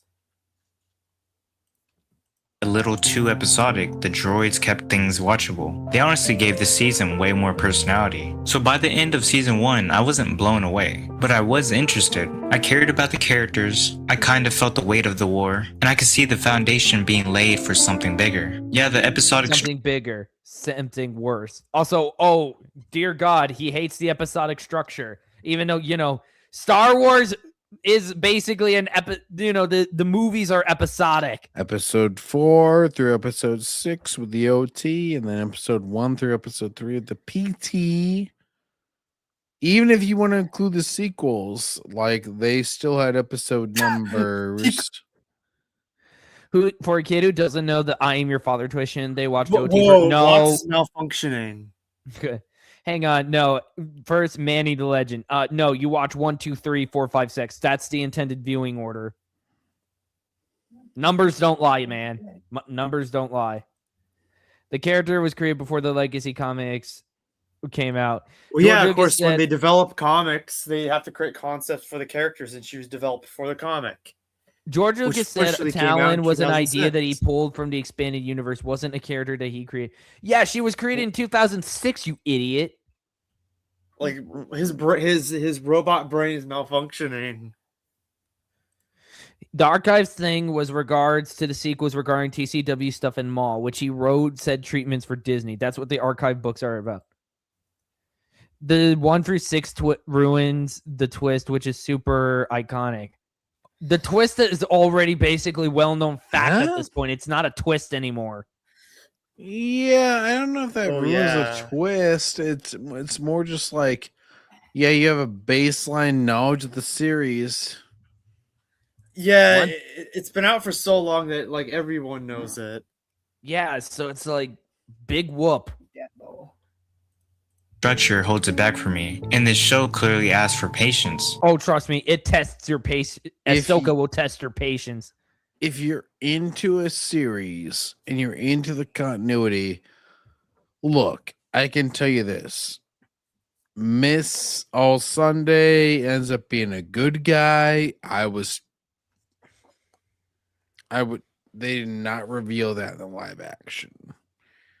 And then like I'm trying to think of another twist. Miss Wednesday, I guess, ends up being good. They did not reveal that in the live action. Like, Yeah, I actually am a One Piece fan, but I've never seen the live action one. Not for a child born recently. yeah, like they don't give everything away. I don't know where this like notion comes in. Like, spoilers are okay if it's an adaptation. It's like, no, not really. Like, several adaptations keep shit under wraps. They could easily not know the twist. Buddy, it's the age of the internet. Kids are going to know what the twist is. For instance, It's not the 1980s or it's not the 1970s or 1980s anymore. Let it go. If people don't want to know the twist, they will not know the twist. These people who really don't want to know will avoid the internet because, like me with One Piece, I got into it in 2017, 2018, and I rapidly caught up with the anime and the manga. I didn't read any spoilers. Like, I'm sure they existed, but I just didn't engage with them. But when the season worked, I really did enjoy it because it made me think about where all this was heading, about how It's heading down a road of further plot inconsistencies and terrible writing. these relationships fall apart, about how loyalty turns into tragedy by the time you reach Revenge of the Sith. Season 1 didn't convince me that this show was great, but it did convince me that it could be. Yeah, well, it can. It won't. So, there we go. And that was enough for me to keep going. So now I'm moving into season 2 with more trust, more curiosity, and a better understanding of what this show is trying to do. And with us looming in the background, lacing up our boots to kick you out of the fandom good and proper. If you fall down that path, you're going out. We will not tolerate any new corrupted people coming into the fandom. It doesn't work like that anymore. Yeah. Oh, look at what Darth Watts is saying. Being a smarty pants. No, Darth Talon was not a character that was created by George. It was the EU that created Darth. Yeah, we said that, genius. She was created in 2006. Oh. You know what I might do? It's actually upstairs, so I can't get it right now. I do have the archives book, the exact one he keeps telling us to read. I will turn on my camera and wave it so you can see it. It's your decision, buddy. I asked my cousin who's 6, and he says he doesn't know the twist, so shouldn't it be safe for him? No, 1 through 6 is the intended watching order. You don't watch George it out even of said order. that. That's George said that. The intended viewing order is 1 through 6. We don't make the rules. We just tell you. Dark Talon was created in 2006 as part of the Star Wars Legacy comic book series produced by Dark Horse Comics. First appearing in issue number 1, created by John Ostrander and Jan Duursema. That's from Google, by the way. Beaten by Google. All right, next video on the list. Our old pal, Lucky Kennedy. Oh no! Oh boy, what's this silly doofus up to? Take a piss. Where he a few weeks ago praised Andor. So let's go ahead and give this guy a good old ass kicking, shall we? It was back in 2016 when I watched Rogue One the first time in theaters. I enjoyed it rather well. I honestly thought there was a lot of potential there, and honestly, simplifying the gathering of the Death Star plans to a more streamlined one-team approach works rather well. Of course, because God forbid we let Skyhook made a lot more sense. Yeah, because it's like, why would the Empire have their plans for their giant super weapon all in one place? That just seems like a recipe for disaster. Just as a quick explanation, within the old EU, because a lot of people tackled the gathering of the Death Star plans. It was put together that the Death Star plans were split up into fragments, and each time someone got the Death Star plans, they got a fragment which went to Princess Leia. Doing something much more simple for a new continuity for a film is 100% understandable, and yet it's stupid because honestly, Rogue One is an extremely boring movie. I guarantee you nobody can remember half of the characters' names. really appreciate that instead of like making it overly complicated just for the sake of having it be overly complicated, because you can only remember so much in the span of 2 hours. Because apparently people are stupid. And George Lucas took the idea of Darth Talon from the EU when she was being developed by EU authors who wrote the Legacy comics a couple years prior before the Legacy comics come out. What? You do know that that comic books get written, like, released monthly, right? God, you're an idiot. And the supposed treatments were written before After the buyout. Like around the time of the buyout, which was 2012. Like 2011, 2012, when he was preparing to sell it. Not during like 2005. 06. Disney just ruined the Galactic Empire. They don't feel like an actual narrative threat or force. No, because they have to lose every single gosh darn time. And before you start losing track of things, I can't exactly remember when I heard they were spinning Andor off of Rogue One, but I remember being cautiously optimistic. You know, I really like these 2018, I think, when the first rumors I heard about and there were a lot of people who were skeptical about it. Andor fans think that writing a story about how grass grows is peak storytelling, bro. I'm not talking about the writing of the comics. I'm talking about the development. Development takes a couple years before writing. Okay, but George wasn't writing sequels until around the time of the damn buyout, which was a whole 6 years after the Legacy comics started coming out. You moron. In Rogue One, he was probably one of the most interesting out of the main cast, and honestly, you could probably do a lot with him. And honestly, until the show was announced, I guarantee you nobody even remembered what his name was. Oh, John's back. Yay. Hello. He was just that dude from Rogue One.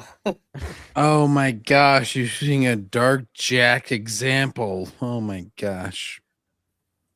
And then I didn't watch the show when it came out because I was bogged down with real life stuff. So very recently I watched. Oh, just like I was bogged up with certain my own personal problems when he kept trying to drag me into certain drama. Oh. Good thing you came out on top, dude. Yeah, I'm still trying. Well, the thing is, like, with Jack 2, yeah, you can come out on top, and, like, the Baron is an asshole. He's an oppressive, fascist dude. If anybody comes out in his favor, they are pro-fascist. Oh yeah, in Jack 2? Yeah. I love that game. The Jack games are pretty awesome. I got to get around to playing them and adding them to the list, because right now I'm just getting through the Soul Reaver remake. Or remaster. Like I said, Dark Talon existed before Lucas was developing sequel ideas before 2006. Okay, but what does that prove, Watts? You were trying to insinuate that George was writing his sequel trilogy around the time that the Legacy comics were coming out, when he wasn't. Season 1, and oh god, I was a fucking idiot for not watching this when it came out. No, you're a dumb idiot for watching this show. Hey John, you holding up okay, dude? Huh? Okay, because I'm just worried. If you're still with us, man. Yeah, please don't. I don't know don't if you crash out on us. Just for my quick opinion, Andor is probably the best Star Wars we've had on screen since Empire Strikes. Oh, it's the same shill response too. Andor is the best. It's like you've taken the Jack 2 soundtrack and you have bastardized it, sir. And it's like, okay, so we're going to ignore the fact that the prequels came out. KOTOR, the Battlefront games, KOTOR 2, anything with Kyle Katarn, My boy Kyle. New Jedi Order, Shadows of the Empire, the Micro series. Huh? And it's like, you're just going to ignore all of that amazing stuff, and boom. Back. And probably best expanded material since the Thrawn trilogy in 19. Oh, bloody course. He's going to try and course. slightly save face. And He's There- like, there's oh, lots the of great Thrawn stuff that have trilogy, come out that's in the sacred EU. cow. That's okay. yeah, no, dude. Lucky, as if your opinion wasn't valid before, it is even more invalid now. Anything you say that has to do with Star Wars holds absolutely no worth or value. You are now a worthless sack piece of shit. That's where I rank it. It goes high on the list. And after watching season 1, I am dead convinced that the people that call it boring or quote unquote blandor. Oh, and look who he uses as an example. He still cannot let go of his hate. So much hate. He's being so creepy towards her. It's just, ugh. Tales of the Jedi is overrated, but arguably still better than Andor. Which Tales of the Jedi? Are you talking Frickin' about hell. the comics? I hope he is. He should be. Yep. Oh, He's yeah, he talking about it. confirmed it. Okay. Phew! Crisis You got me averted. sweating for a minute, brother. Haven't even watched it or were on their phones the entire time. I tried watching it and I was bored halfway through. That should tell you enough about it. Star Wars theory. Oh, he uses OG stars, but then he throws shade at Star Wars theory. I see what you're trying to do. You're trying to get off all your shots. Yeah. Yeah. He's shooting at us with a blaster set to stun. We're coming at him with that giant minigun Yoda used in that one comic from Clone Wars. Yeah, the Clone Wars Adventures comics. Those are so good. Yeah, I've been sharing about them on the channel, which you all should subscribe to, by the way, if you're new here. You know, red buttons down there. Speaking of that bald idiot, I remember the whole bricks and screws debacle. Like, debacle. Oh, No, in Star Wars theory. Of course, the bricks and screws are a stupid point. Theory is like the low blow. There's a reason, like, I like how all these people can only reference the most popular EU stuff. They can never really say any other EU material. Like, look at me. I'll reference stuff like the Clone Wars Adventure comics all day long, and nobody really talks about those. Or seriously. like an obscure book like Star Wars New Rebellion that has Queller and Breakus in it. Exactly. bricks and screws is kind of like an in-joke I have for myself. And I say it like how Jack Black says Flint and Steel in the Minecraft movie. Bricks and screws and all that shit. That just shows you're coping hard, man. All right, the Jack 2 reference does not match here, buddy. Can we make that a meme? Let's just make that a meme. It'll be an in-joke of the channel. Bricks and screws. What? Considering that you currently have a subscriber base of 721 and that this has only gone 62 views, I'd say that your movement's not going to catch on. Oof. Yeah, I have a few more dozen subs than he does, and my stuff gets more views. I'm 200. I'm like 200 subs beneath him, and I'm still doing pretty well. Like the stream from 2 weeks ago, 400 views. Stream from last week, 200. Yeah, the power like flickering off with Jack 2. You have the dark Jack power, but that doesn't even explain he doesn't even begin to explain that shit. Like, that's crazy. While we're on the topic of bricks and screws. That voice. He cannot let that go, can he? Okay, in all seriousness, Ferrix is a very interesting planet. And given that we spend like 3... What planet is that again? Ferrix, that was Cassian's his adopted mom's Yeah, I think this is like homeworld. adopted sister shit.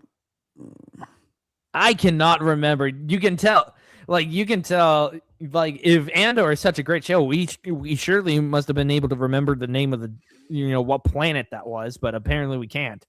4, 5-ish episodes with it. It really gives time to flesh out both how it works within the grand universe of Star Wars and its people. So when the Empire finally comes a knocking because Andor shot 2 people in a back alley, right. yeah, Brandon, like, this guy is going to the gun range and he's farming the aura of Jack 2, and I cannot abide that. Like, it's John, like, are you drunk? well, Yeah, yes, what's going well, on there? yes, but also Oh, no. Jack 2 is what this man is doing gameplay capture of, and it's just Yeah, like, you know what? I gotta call it quits at a certain point. It's just like, you know what? You have 50 out of 50 of the shotgun, but also there's 3 more weapons in there where it's like, okay, you have the Peacemaker, you have the yellow one, and it's just like, all right, buddy, you're trying to make a point, but also you're going to the gun range, which means that you're just like recycling the training program of Jack 1 and 2. So it's just like, you know what? You're just redundant at this point. Imperial agent Storian Swotor is a genuine spy thriller, provides the perspective of being an agent for the Sith Empire, and goes down the conspiracy rabbit hole. It surpasses Andor in every way. Mhm. Andor is not a realistic character. He having Bix as a lover, but finding romance with Jin within a year with no chemistry is bad writing from Gilroy. Watch the elevator scene. you feel bad for them. Like, you feel really bad that the Empire is just imposing its will on this independent planet. And yeah, they're honestly, I couldn't bring myself to give a crap about anyone on that damn planet. Like, I genuinely forgot like half the characters there. I only remember Bix because Melvin keeps making fun of Andor knocking her up and then Smelly leaving. Bix. unfortunately getting the short end of the stick. And it makes the final confrontation at the end where the people finally, you know, decide to rise up against the Empire. All that more chaotically rewarding, despite how it ends. Revolution and the fight for freedom isn't bloodless. It takes effort, energy, and a lot of blood, sweat, and tears, and death just to make sure you achieve it. And we see that cost in the final episode of season 1. I'm not gonna overly spoil it, so I'm just gonna move on. AKA, I know this is so shit that I can't bear to describe it to you for fear of you not bothering to give the show a chance.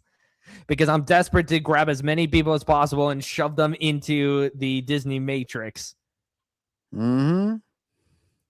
And it really does show the brutality and the evil of the Empire from yeah, because it's not like we haven't seen the brutality of the Empire before. Oh wait, Uncle Owen and Aunt Peru have something to say about that. Oh yeah, they're smoking they're charred skeletons. Yeah. Or the fact that, oh, I don't know, they blew up a planet, tortured Han Solo, conquered Cloud City.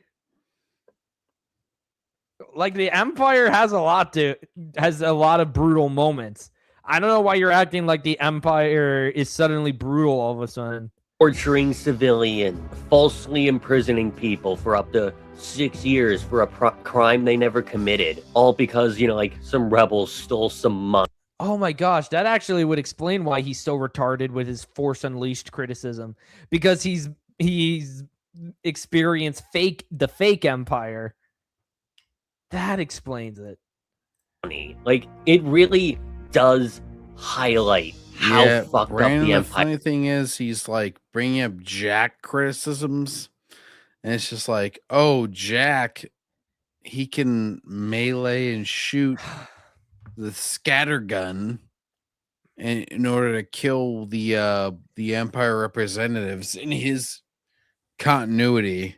And it's just like, dude, like, that's a totally moot point as far as like the Empire being evil in the Star Wars canon. Go to sleep. Of course, John called it. He's trying to make us go to sleep.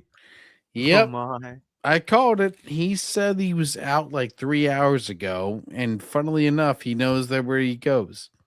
He knows Transformers better than you, Brandon. Please.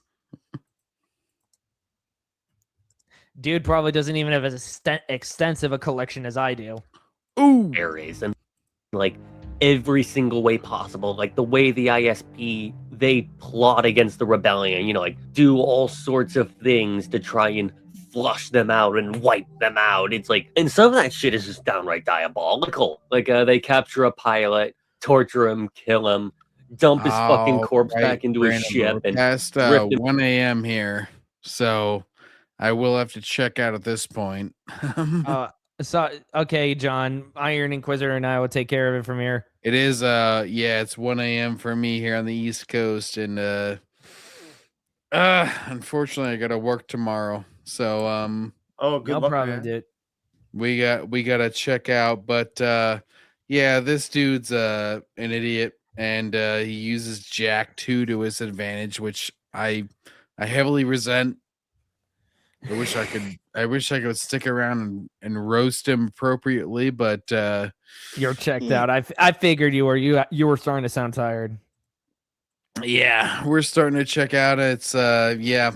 And so you know what, man? Just don't use Jack 2 anymore in the future, and don't use as far as the One Piece live action goes, I feel like we appropriately roasted that in the comments tonight, and so I have accomplished my objective, and so All right. we shall see you guys later. See you next week, John. Take care, Bye-bye. man. Tell him, Justin, these gatekeeper cults are no match for me, Darth Momo, or Lucky Kenny. Dude, we're more than qualified to go after you. Yeah, you keep owning yourself. You keep making mistakes. into the main ship-ending lanes. Also, it's not like we haven't seen the Empire torture people before. We have seen multiple accounts of the Empire torturing people. Episode 5, again, Han Solo. And it's implied that happened to Leia too with the torture droid. Oh, the interrogator droid, exactly. Yeah. Just to, you know, make it look like as if, you know, he died in an accident. That is fucking grim. And, oh, it's so terrible. And Lutheran, one of the best characters in the show. A character so can't even stupid get he the can't even character's kill himself name correctly. right. He ends up knowing about this thanks to his mole in the ISB and can't do anything about it because it would expose his mole in the ISB, and he needs him. So it's a very, very difficult choice, and it weighs upon him, and it leads to one of the best monologues in the fucking show. Like, oh my god, this show is peak. Oh my god, keep it down, keep it down, Lucky. I don't need you creaming all over my stream.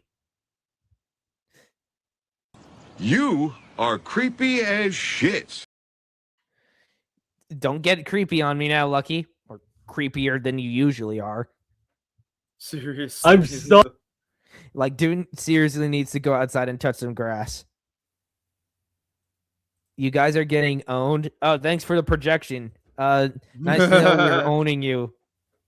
sorry, but it's so good. Like, if you haven't watched Andor, do yourself a favor. Like, if you're a Star Wars fan, immediate recommend. It's probably... If you're a Star Wars fan and you're looking for the quick and easy way to lose your your fanship, go ahead and do it. Otherwise, you'll get kicked out. You'll get kicked out of the fandom faster than you can say Jar Jar Binks is the greatest character of all time. It is the best Star Wars since Empire Strikes Back. Screw over KOTOR, I guess. In visual media, hands down, it's definitely the best representation of how evil the Galactic Empire actually is. Okay, again, Uncle Onan and Beru, Han Solo and Princess Leia getting tortured, Luke getting his hand cut off. Sheesh.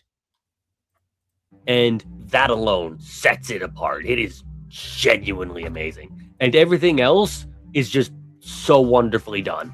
I can't help but recommend Andor enough. If you haven't watched it, do yourself a favor, watch it. It's really good. I've currently...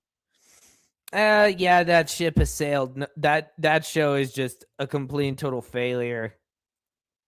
Dark Colonel 50, what an autistic... I don't want to say that word for the sake of I don't seriously need a big controversy on my hands right now. Yeah, honestly. We started season 2, and I am enjoying it so far. I hope it lives up to season 1, but then again, knowing, it's the same people that worked on it, let's fucking go. This has been Lucky Kennedy.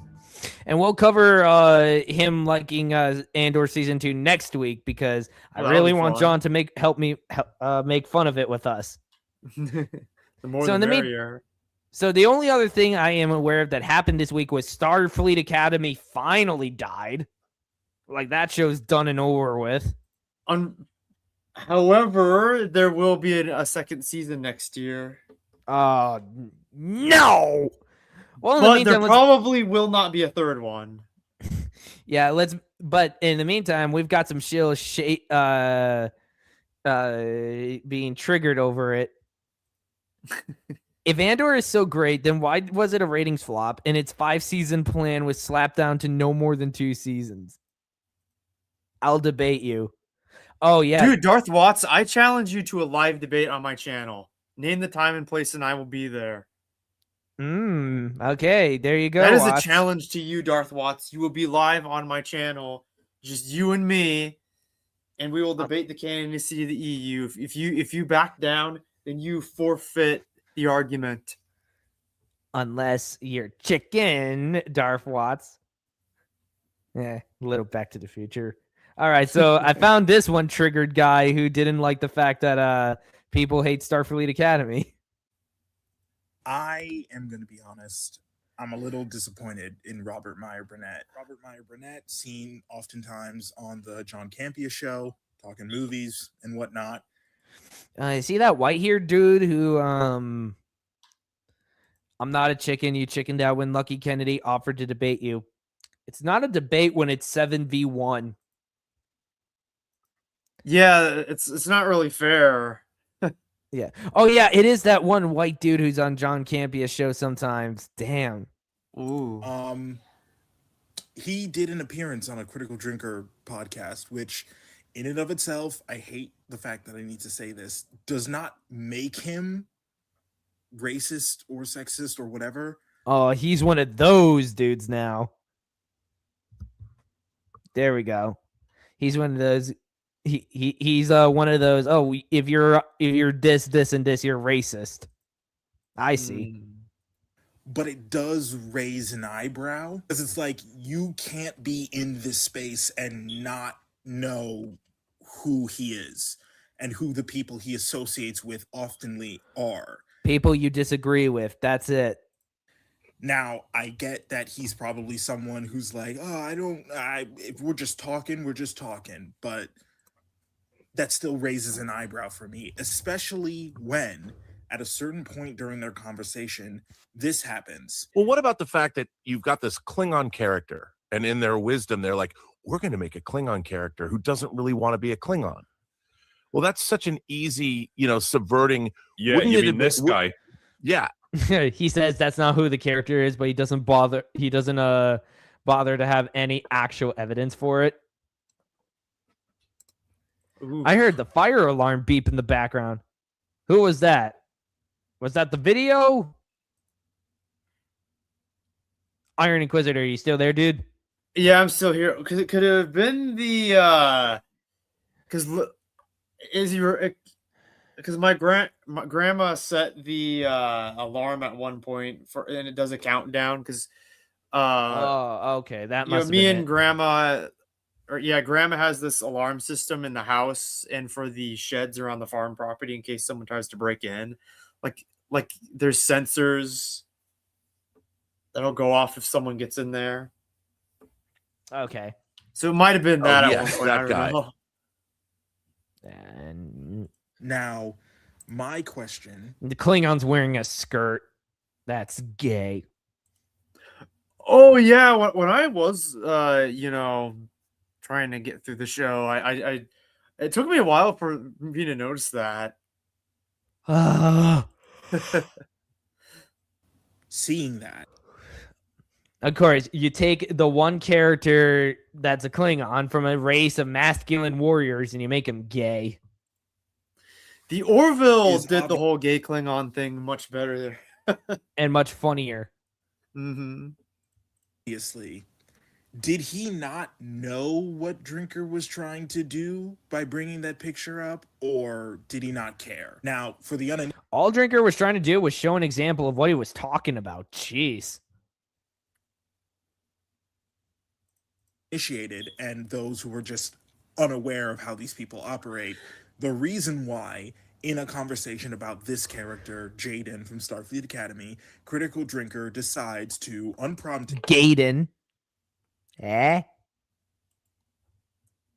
Okay, that's Oh a yeah, his lame name was joke. like Jaden Krog or something like that. Yeah, and I Crag. just called him Gaiden. For some reason tonight, we're just crashing out, guys. And we got one more video to get through. use this specific image as opposed to any of the other images that exist out there where he's not wearing this is because Okay, the very fact that they put him in that costume in particular says a lot, don't you think? Hmm?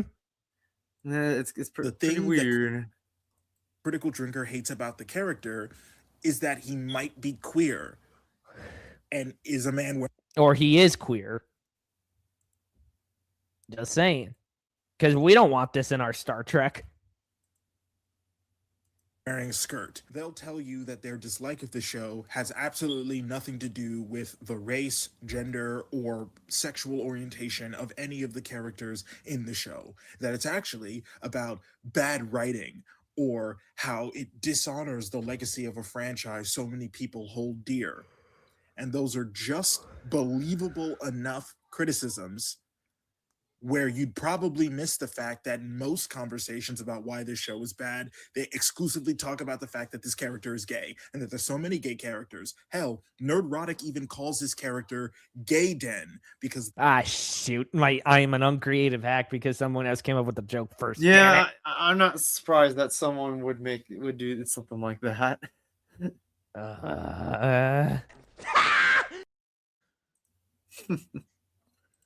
that is the extent of Also, notice he's not showing any actual evidence. And he can play clips. We just saw him do it. their humor, of their capacity to like criticize. Calling a character who is gay and named Jaden Gayden.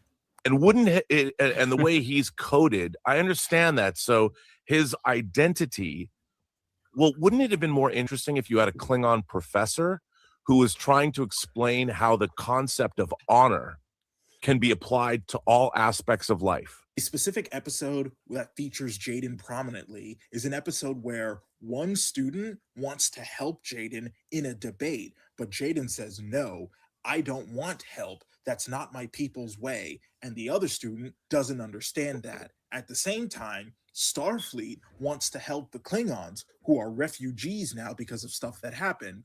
Because now the Klingons are just basically the galaxy's whipping boys now. First, you get rid of warp drive, and then you have to make the Klingons into a nearly extinct race. Oh yeah, the whole burn thing, like, I guess affected them. I still cannot get over that. That is so stupid. Klingons say, no, We don't want that. That's not our people's way. And Starfleet doesn't understand. Literally, the very thing that Robert Meyer Burnett is complaining about the show not doing is what they have done. My problem is not that Except it's done in a really crappy way. Robert Meyer Burnett did a podcast with a guy I don't particularly like. That's his prerogative. My problem is that Robert Meyer Burnett. Well, if it's not a problem that he's on a podcast with people you don't like, then don't bring it up. Yeah. Which he spent a good few seconds doing at the beginning of this video. Dude who I respected for being fair went on a podcast with a guy I don't particularly like and started acting just like him, being unnecessarily unfair to the show and levying a bullshit criticism just because it sounds like a criticism. And this is a podcast where we're just criticizing it, just to criticize. Also mainly this, he knew exactly what Drinker was doing, showing this particular image, and didn't push back at all. I think you're reading too much into it, man. Like, seriously. Yeah, probably. Okay, so Casual Chris is just tearing Watts apart. Didn't call him out. He just laughed along. Okay, so there's that triggered little idiot. And now one last video. One we have to get to because I was on the damn thumbnail. What is it? Eric debunks. Star Trek didn't change. You did. Because apparently Star Trek's not made for Star Trek fans anymore. Gone are the days of Captain Kirk, Captain Picard, Captain Sisko, Captain Janeway, and Captain Archer. The classic true era. Even when Star Trek wasn't great, it was still Star Trek. I'm bored. Let's see what FNT thinks about Starfleet Academy. Warn. Oh, he's doing this because he's supposedly bored. Also, what the devil is all this crap surrounding his camera? Yeah, a lot of weird lights. It makes it hard to look at him. What are the lips? That looks creepy. There could be some language in this song. Oh, there's going to be some language. Oh. Yeah, it's not like swearing hasn't been a thing since day freaking one of the internet. They're just trying to exploit the galaxy. Now they've got warp speed and nobody else does. We get retards in space and holograms licking rocks. Right out the gate. This isn't a critique. It's contempt. Star Trek has always featured non-human intelligence, artificial being. Okay. That's not exactly what we're complaining about. We're complaining that it's done incredibly horribly, garbage. Oh, we're shaking in our little space boots. Darth Watts. Hey, Inquisitor. Apparently, he's going to expose the rest of the Gatekeeper Alliance. Ooh, I'm terrified of Mr. Watts. Huh? I'm talking to someone else, Grandma. Oh, yeah, and this is what I have to say. Now comes the part where we throw our heads back and laugh. Ready? Ready!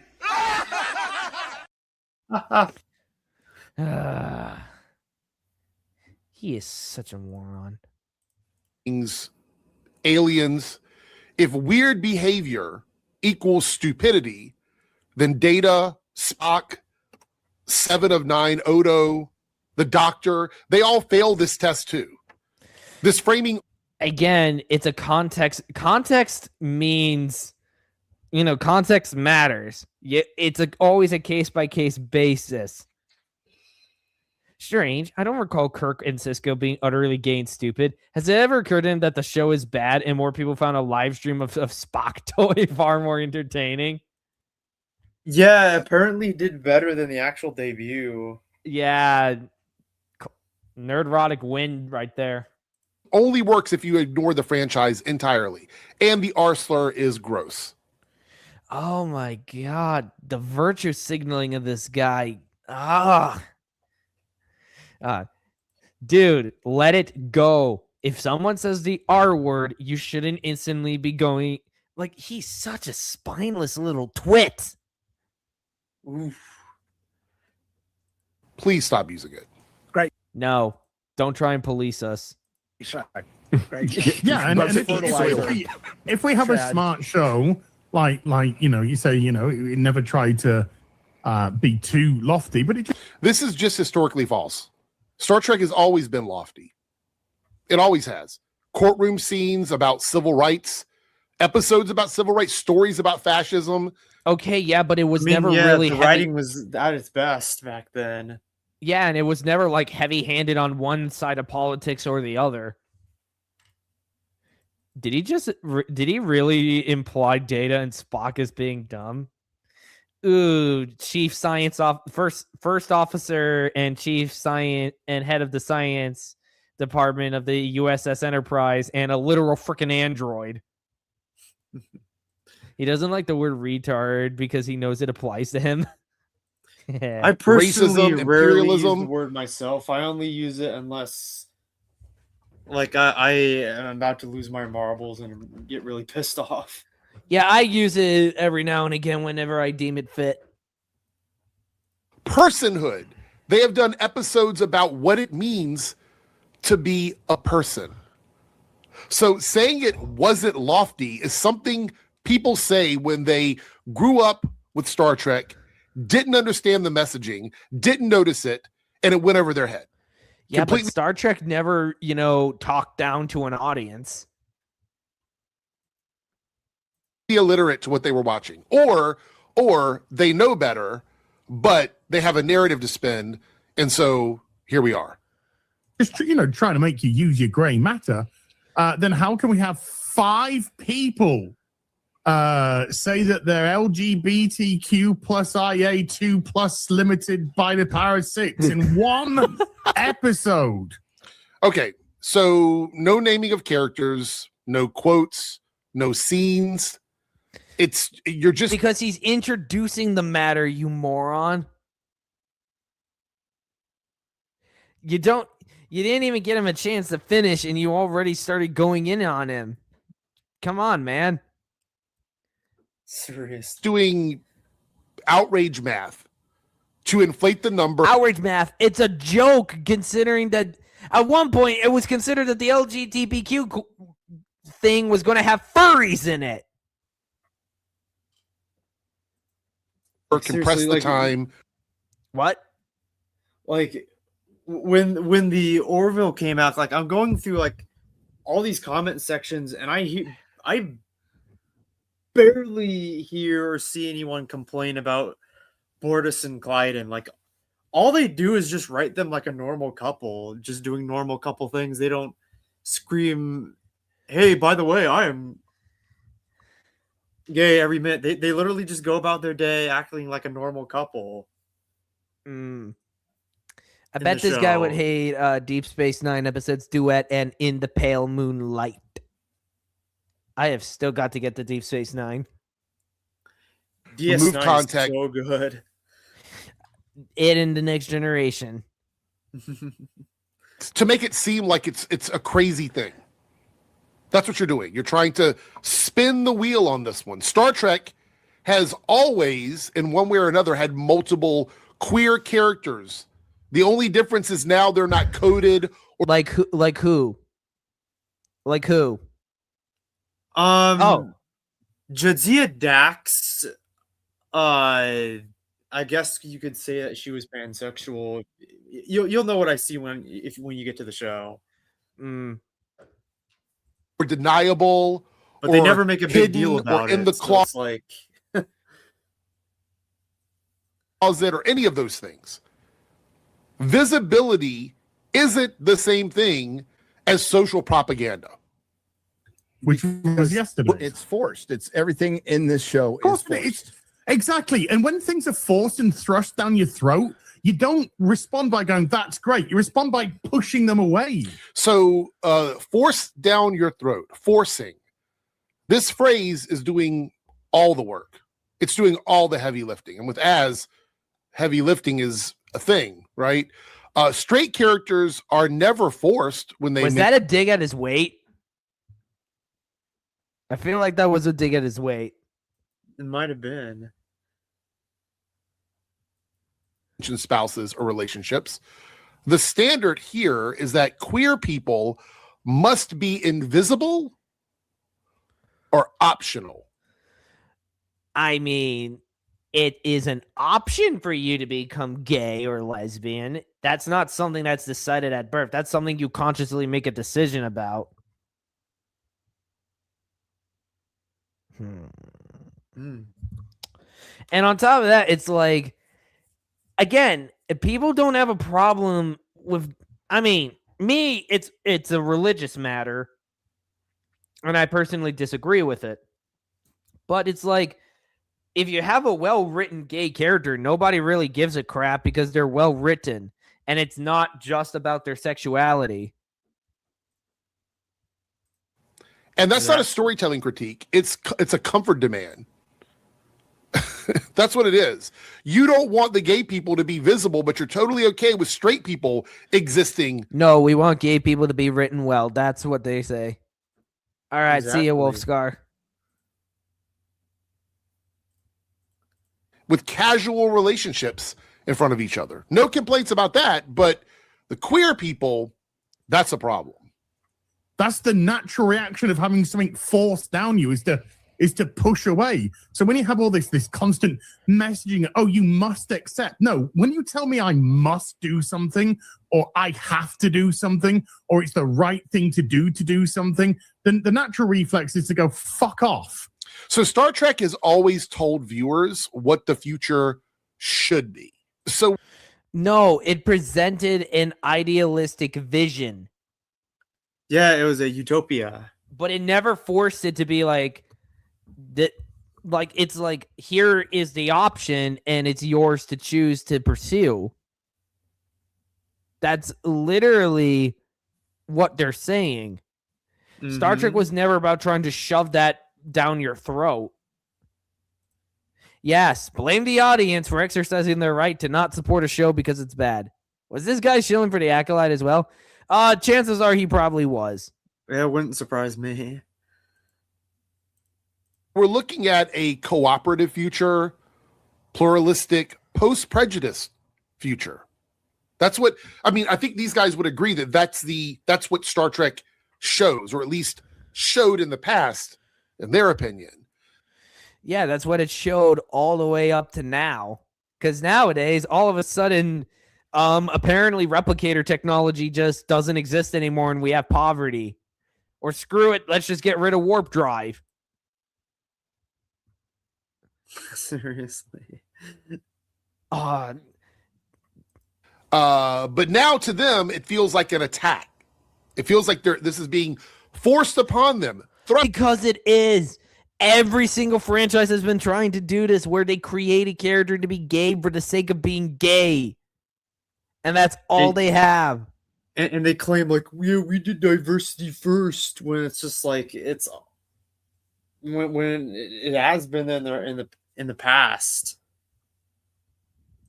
Forced upon them. Seriously. And I got bad news for you guys. That's not Star Trek changing. It's you that have changed. No, Star Trek changed. We didn't. Because I'm pretty sure that if Starfleet Academy was actually well written, they would have liked it.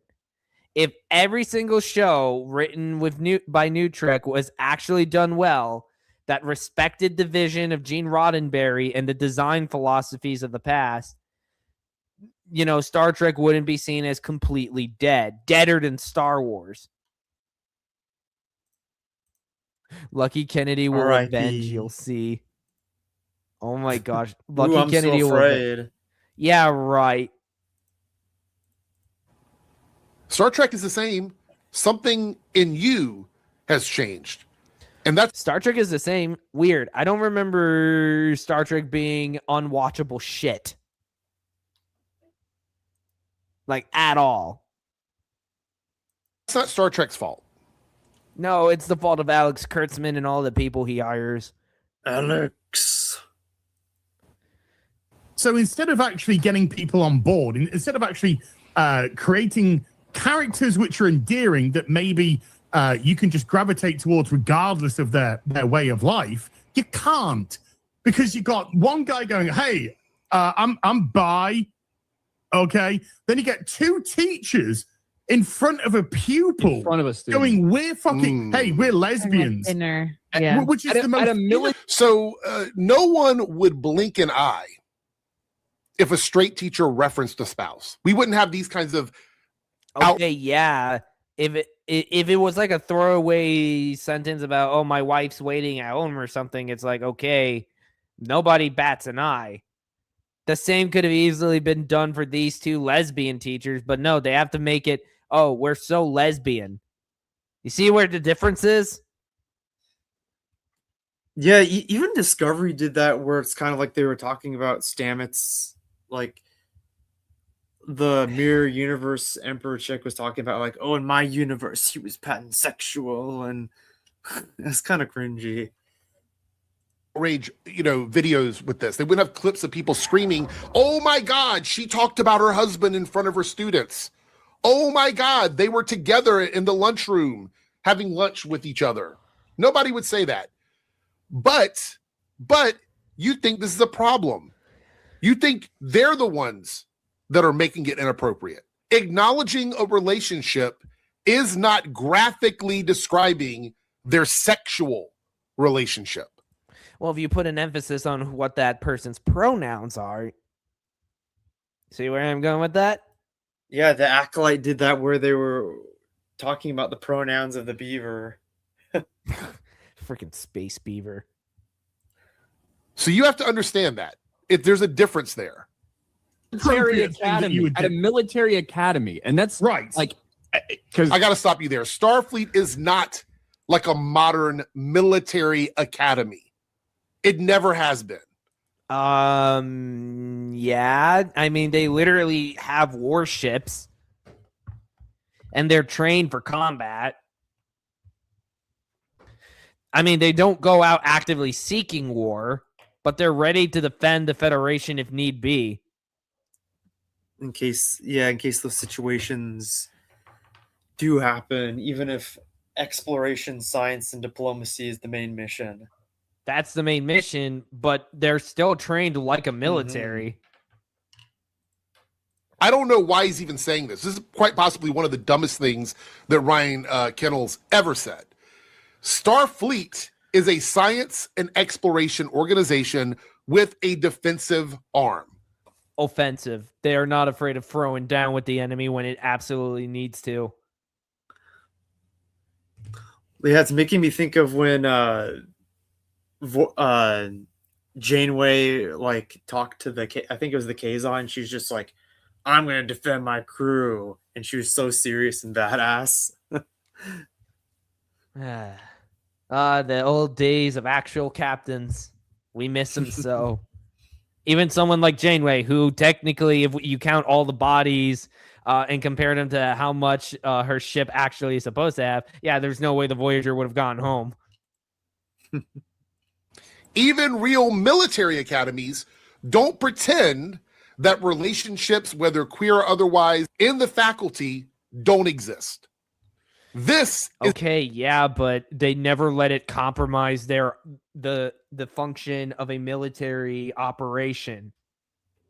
That's why oftentimes relationships within militaries are not actually encouraged, because they cannot risk, any compromises to the chain of command. Yeah. Oh, and of course he's got a bloody freaking rainbow thing down here. Of bloody course. Oh, yeah, with it's a fantasy version of what this type of quote unquote military academy would be. It's not reality. It's a made up fictional space science organization.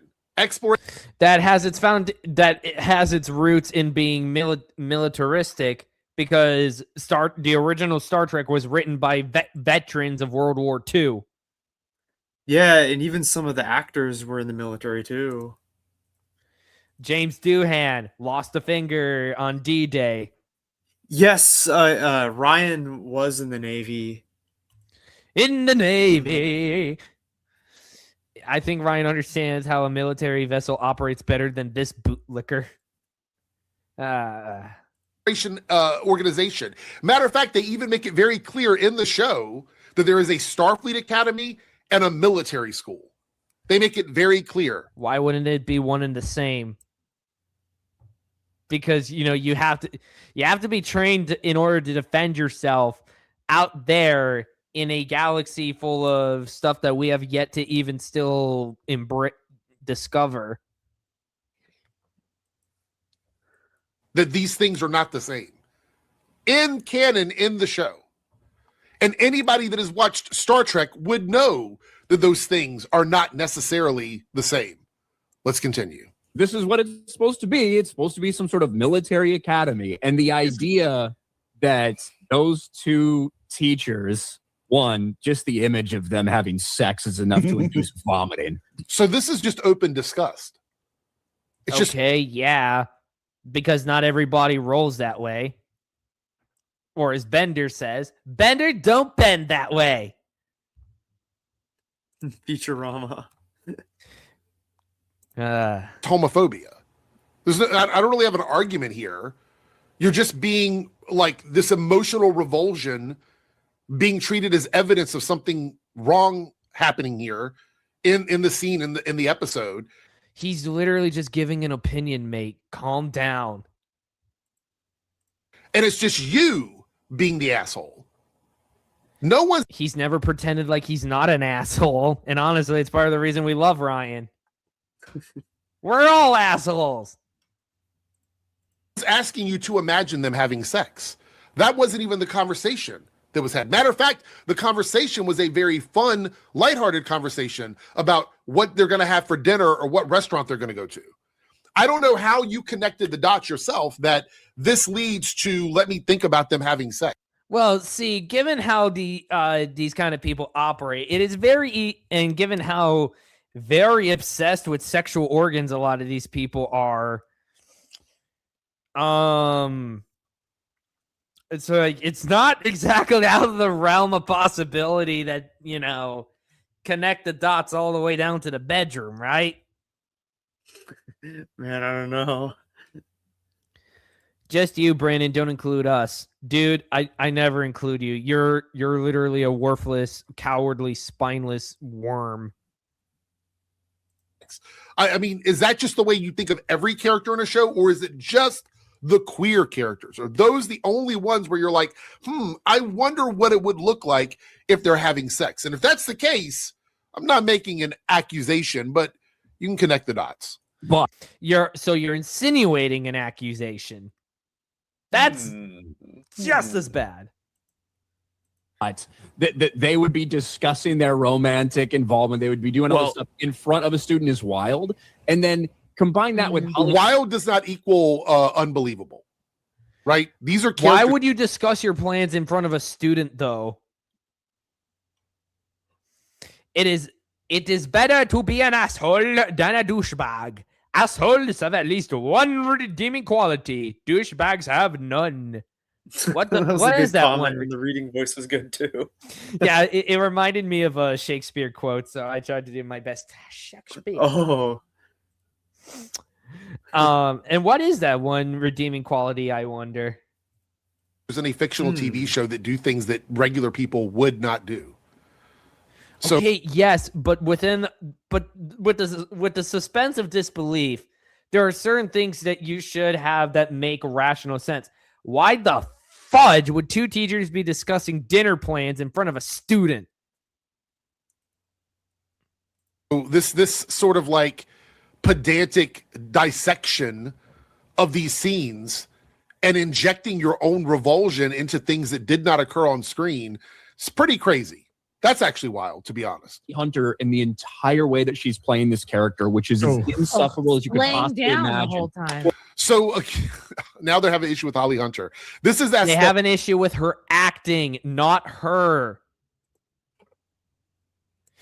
Dude, like, did you They- not? They, hear what don't get just the said? difference or the context. And before you say that Star Trek fans are sexist, we literally have people who like Janeway.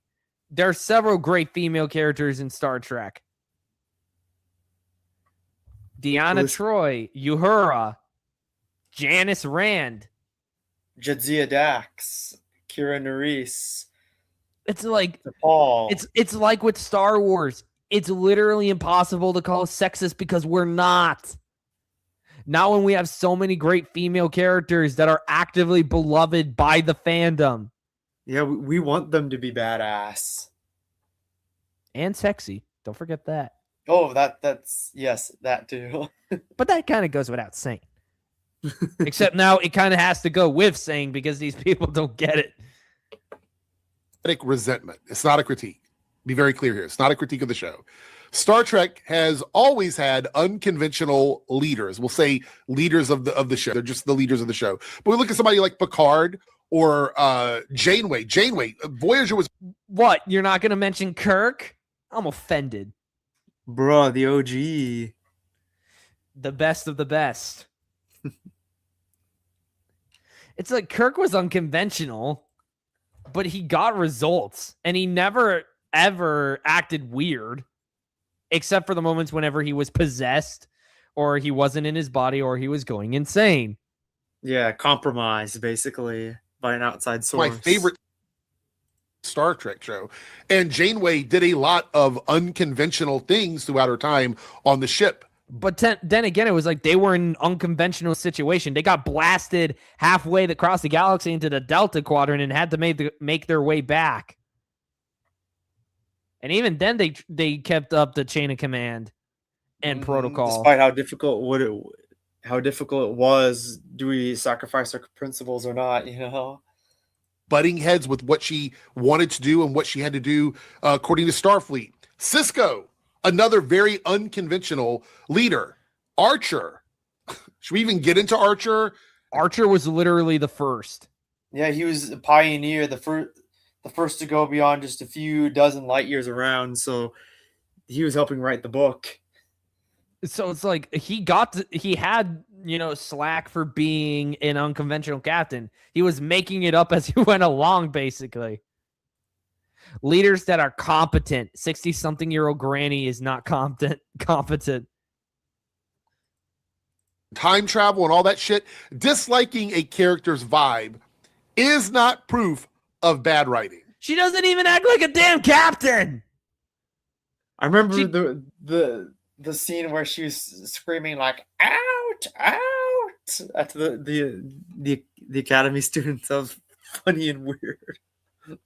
If you ever saw Kirk acting like that, it probably would have been when he was being possessed by his ex-girlfriend Janice Lester.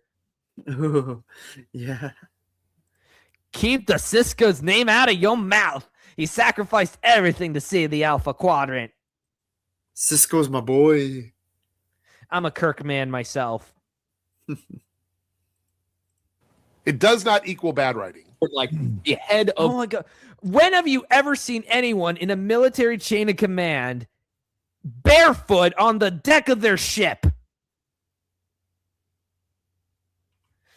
Lethal Nonsense, welcome to the stream, dude. Hey, Tristan. Oh, you know him on a first name basis. I see how it is. Yeah, he was actually the person that led me to meet Matt Wilkins. Oh, cool. Really cool. I hope I can found Tristan's videos before I found Matt. Unfortunately, his older videos he took down for whatever reason, which is kind of sad because I would have loved to go back to the comment sections, but he's still around as Lethal Nonsense. Right. Hopefully I can meet Matt Wilkins one day. This organization to act the way she does, to look the way she does, to lounge around, the constant barefoot thing. Oh, Which yeah, and you never see her sitting properly in a captain's chair either. She's just leaning, going do do do do do do do do. Like, come on. There's one thing when you're unconventional, and then there's just straight up, who the fudge let you in here? I was in the Navy. I've seen people barefoot on the deck of a ship. Just kidding. Yo, like outside of maybe if you're on shore leave, when the hell are you caught like that? Very strange. I feel like some persons, I don't know if Quentin Tarantino showed up on set and convinced him to do this. Ryan, doesn't So Star Trek constantly uses things like body language and presentation to signal psychology and culture. They visually do it because we're watching a TV show. So not everything is dialogue. Some of it is visual. So what? Okay, again, I'm not quite sure how the fudge Holly Hunter being curled up in the freaking captain's chair with her feet out says anything about psychology. Anything.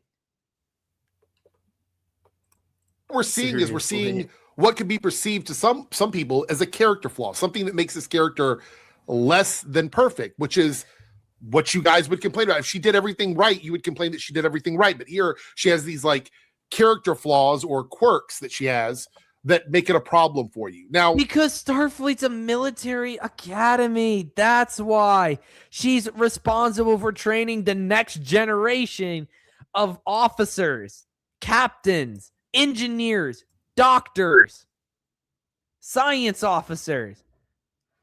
And she just walks around barefoot and acts weird. You guys are boring. Time to sleep. Okay, go to sleep then. Yeah. Why are you even here, dude? Another thing is relaxed posture doesn't mean incompetence. Picard lounged. Janeway bent the rules. Cisco defied Starfleet openly. Okay, context. Yeah, could you give us what exactly he did? Or like, what did Picard or Janeway do? And on top of Janeway bending the rules is like, oh, I'm sorry. She's all the way on the other side of the galaxy, making her way back home. It's hard to find that line to try and follow your principles in that situation. It's not that deep. The people who made Starfleet Academy knew the show was bad and thought catering to the foot fetish crowd could save it. It's pathetic. Oh yeah, honestly, I get foot fetish vibes from it, and it honestly makes me ill. Ugh. Authority in Star Trek has never been so rigid. So what you're doing is you're mad. But again, they never been so relaxed that they just flat out don't act like military personnel. Like Kirk would never abide by that nonsense on his ship. That she's not performing authority either. Absolutely. Authority the way that you want her to. That doesn't mean that it's bad writing or that it's wrong or any of those things. You guys, your critiques of this media is quite honestly just stupid. Your critiques of their critiques are stupid. I mean, come on. Like, everyone is stupid except me. like he's literally just acting that stupid. I don't know. I don't have a better word for it. It's stupid. Doesn't it remind you the constant barefoot thing? Doesn't it remind you of this other show we watched where like the young guy in charge of it always had his feet on the table? Which show was that? Alien Earth. Yes. Oh yeah. And he would have this like laissez-faire attitude towards leading, and but it shows that she's got no respect for anybody else. It's because another it's her forced way. thing. When she's in the other guy's, chambers, she lounges. She just lounges all over his stuff. Yeah, I mean that's part of her character. That's the design of the character. You're not supposed to like everything about her, and that's okay. Yeah, but her lounging around, how the heck does she not get dishonorably discharged from Starfleet? And plus, it's kind of setting a bad example for the students, don't you think? Exactly. Like, if people like her are allowed into the academy, it's a miracle Earth was not wiped out by the likes of the Borg. Or any of the many enemy factions that Earth has encountered. Honestly. Okay, because like we'd be wiped out by the Romulans. Assuming the Romulans are even still around in Starfleet Academy. Who knows? They probably killed them all off too. You want to know what actually happened with the Romulans? Oh no, what did they do? They actually so Spock's mission actually did succeed, and they reunified with the Vulcans. I bet they found some way to screw that up, didn't they? I'll have to look into that. Because you're writing a character who is multidimensional and has things about them that make them interesting, or some things that might bother you. Multi-dimensional. All she does is she acts weird and not like a Starfleet officer. Things that you appreciate. It's called writing a real character, someone that has something to say and displays that through social cues and the way they behave. This clip that we watched here, we're not going to watch the whole thing because this is from a full stream. This wasn't a critique of writing or storytelling. It was resentment at visibility. It's a misrepresentation of Star Trek's history. It's discomfort being reframed as object failure. So again, Star Trek hasn't changed its values. It's just... No, it did. Because now it's pandering to crowds that never cared about Star Trek to begin with.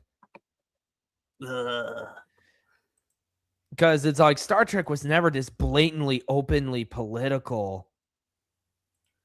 Could you imagine if Grand Admiral Thrawn was wearing pajamas and being quirky while on duty? No one in the Empire would take him seriously. I have the image of Rebels Filoni Thrawn doing that right in my head. And I could totally. Pajamas. Stop centering around people who assumed it always would. So, to wrap this up, Star Trek and its values hasn't changed. These guys have. I don't know. I feel like I remain the same, and I've only grown to have a deeper appreciation for old Trek. Good. And I doubt that's actually going to change as I grow older. So it's like, I didn't change. Star Trek did. And it's for the worse. Good night, sweet prince. We loved you so. We salute you, franchise. As a military honors. Well, yep. That's all we had for tonight, folks. Very laid back. Not a whole lot happened this week. If you liked what you saw here today, please remember to like and subscribe. Make sure to subscribe to John Gets Gaming and Iron Inquisitor's channels. Links are in the description below as well. And until next time, guy, always remember to be awesome. Goodbye, guys. Peace out. And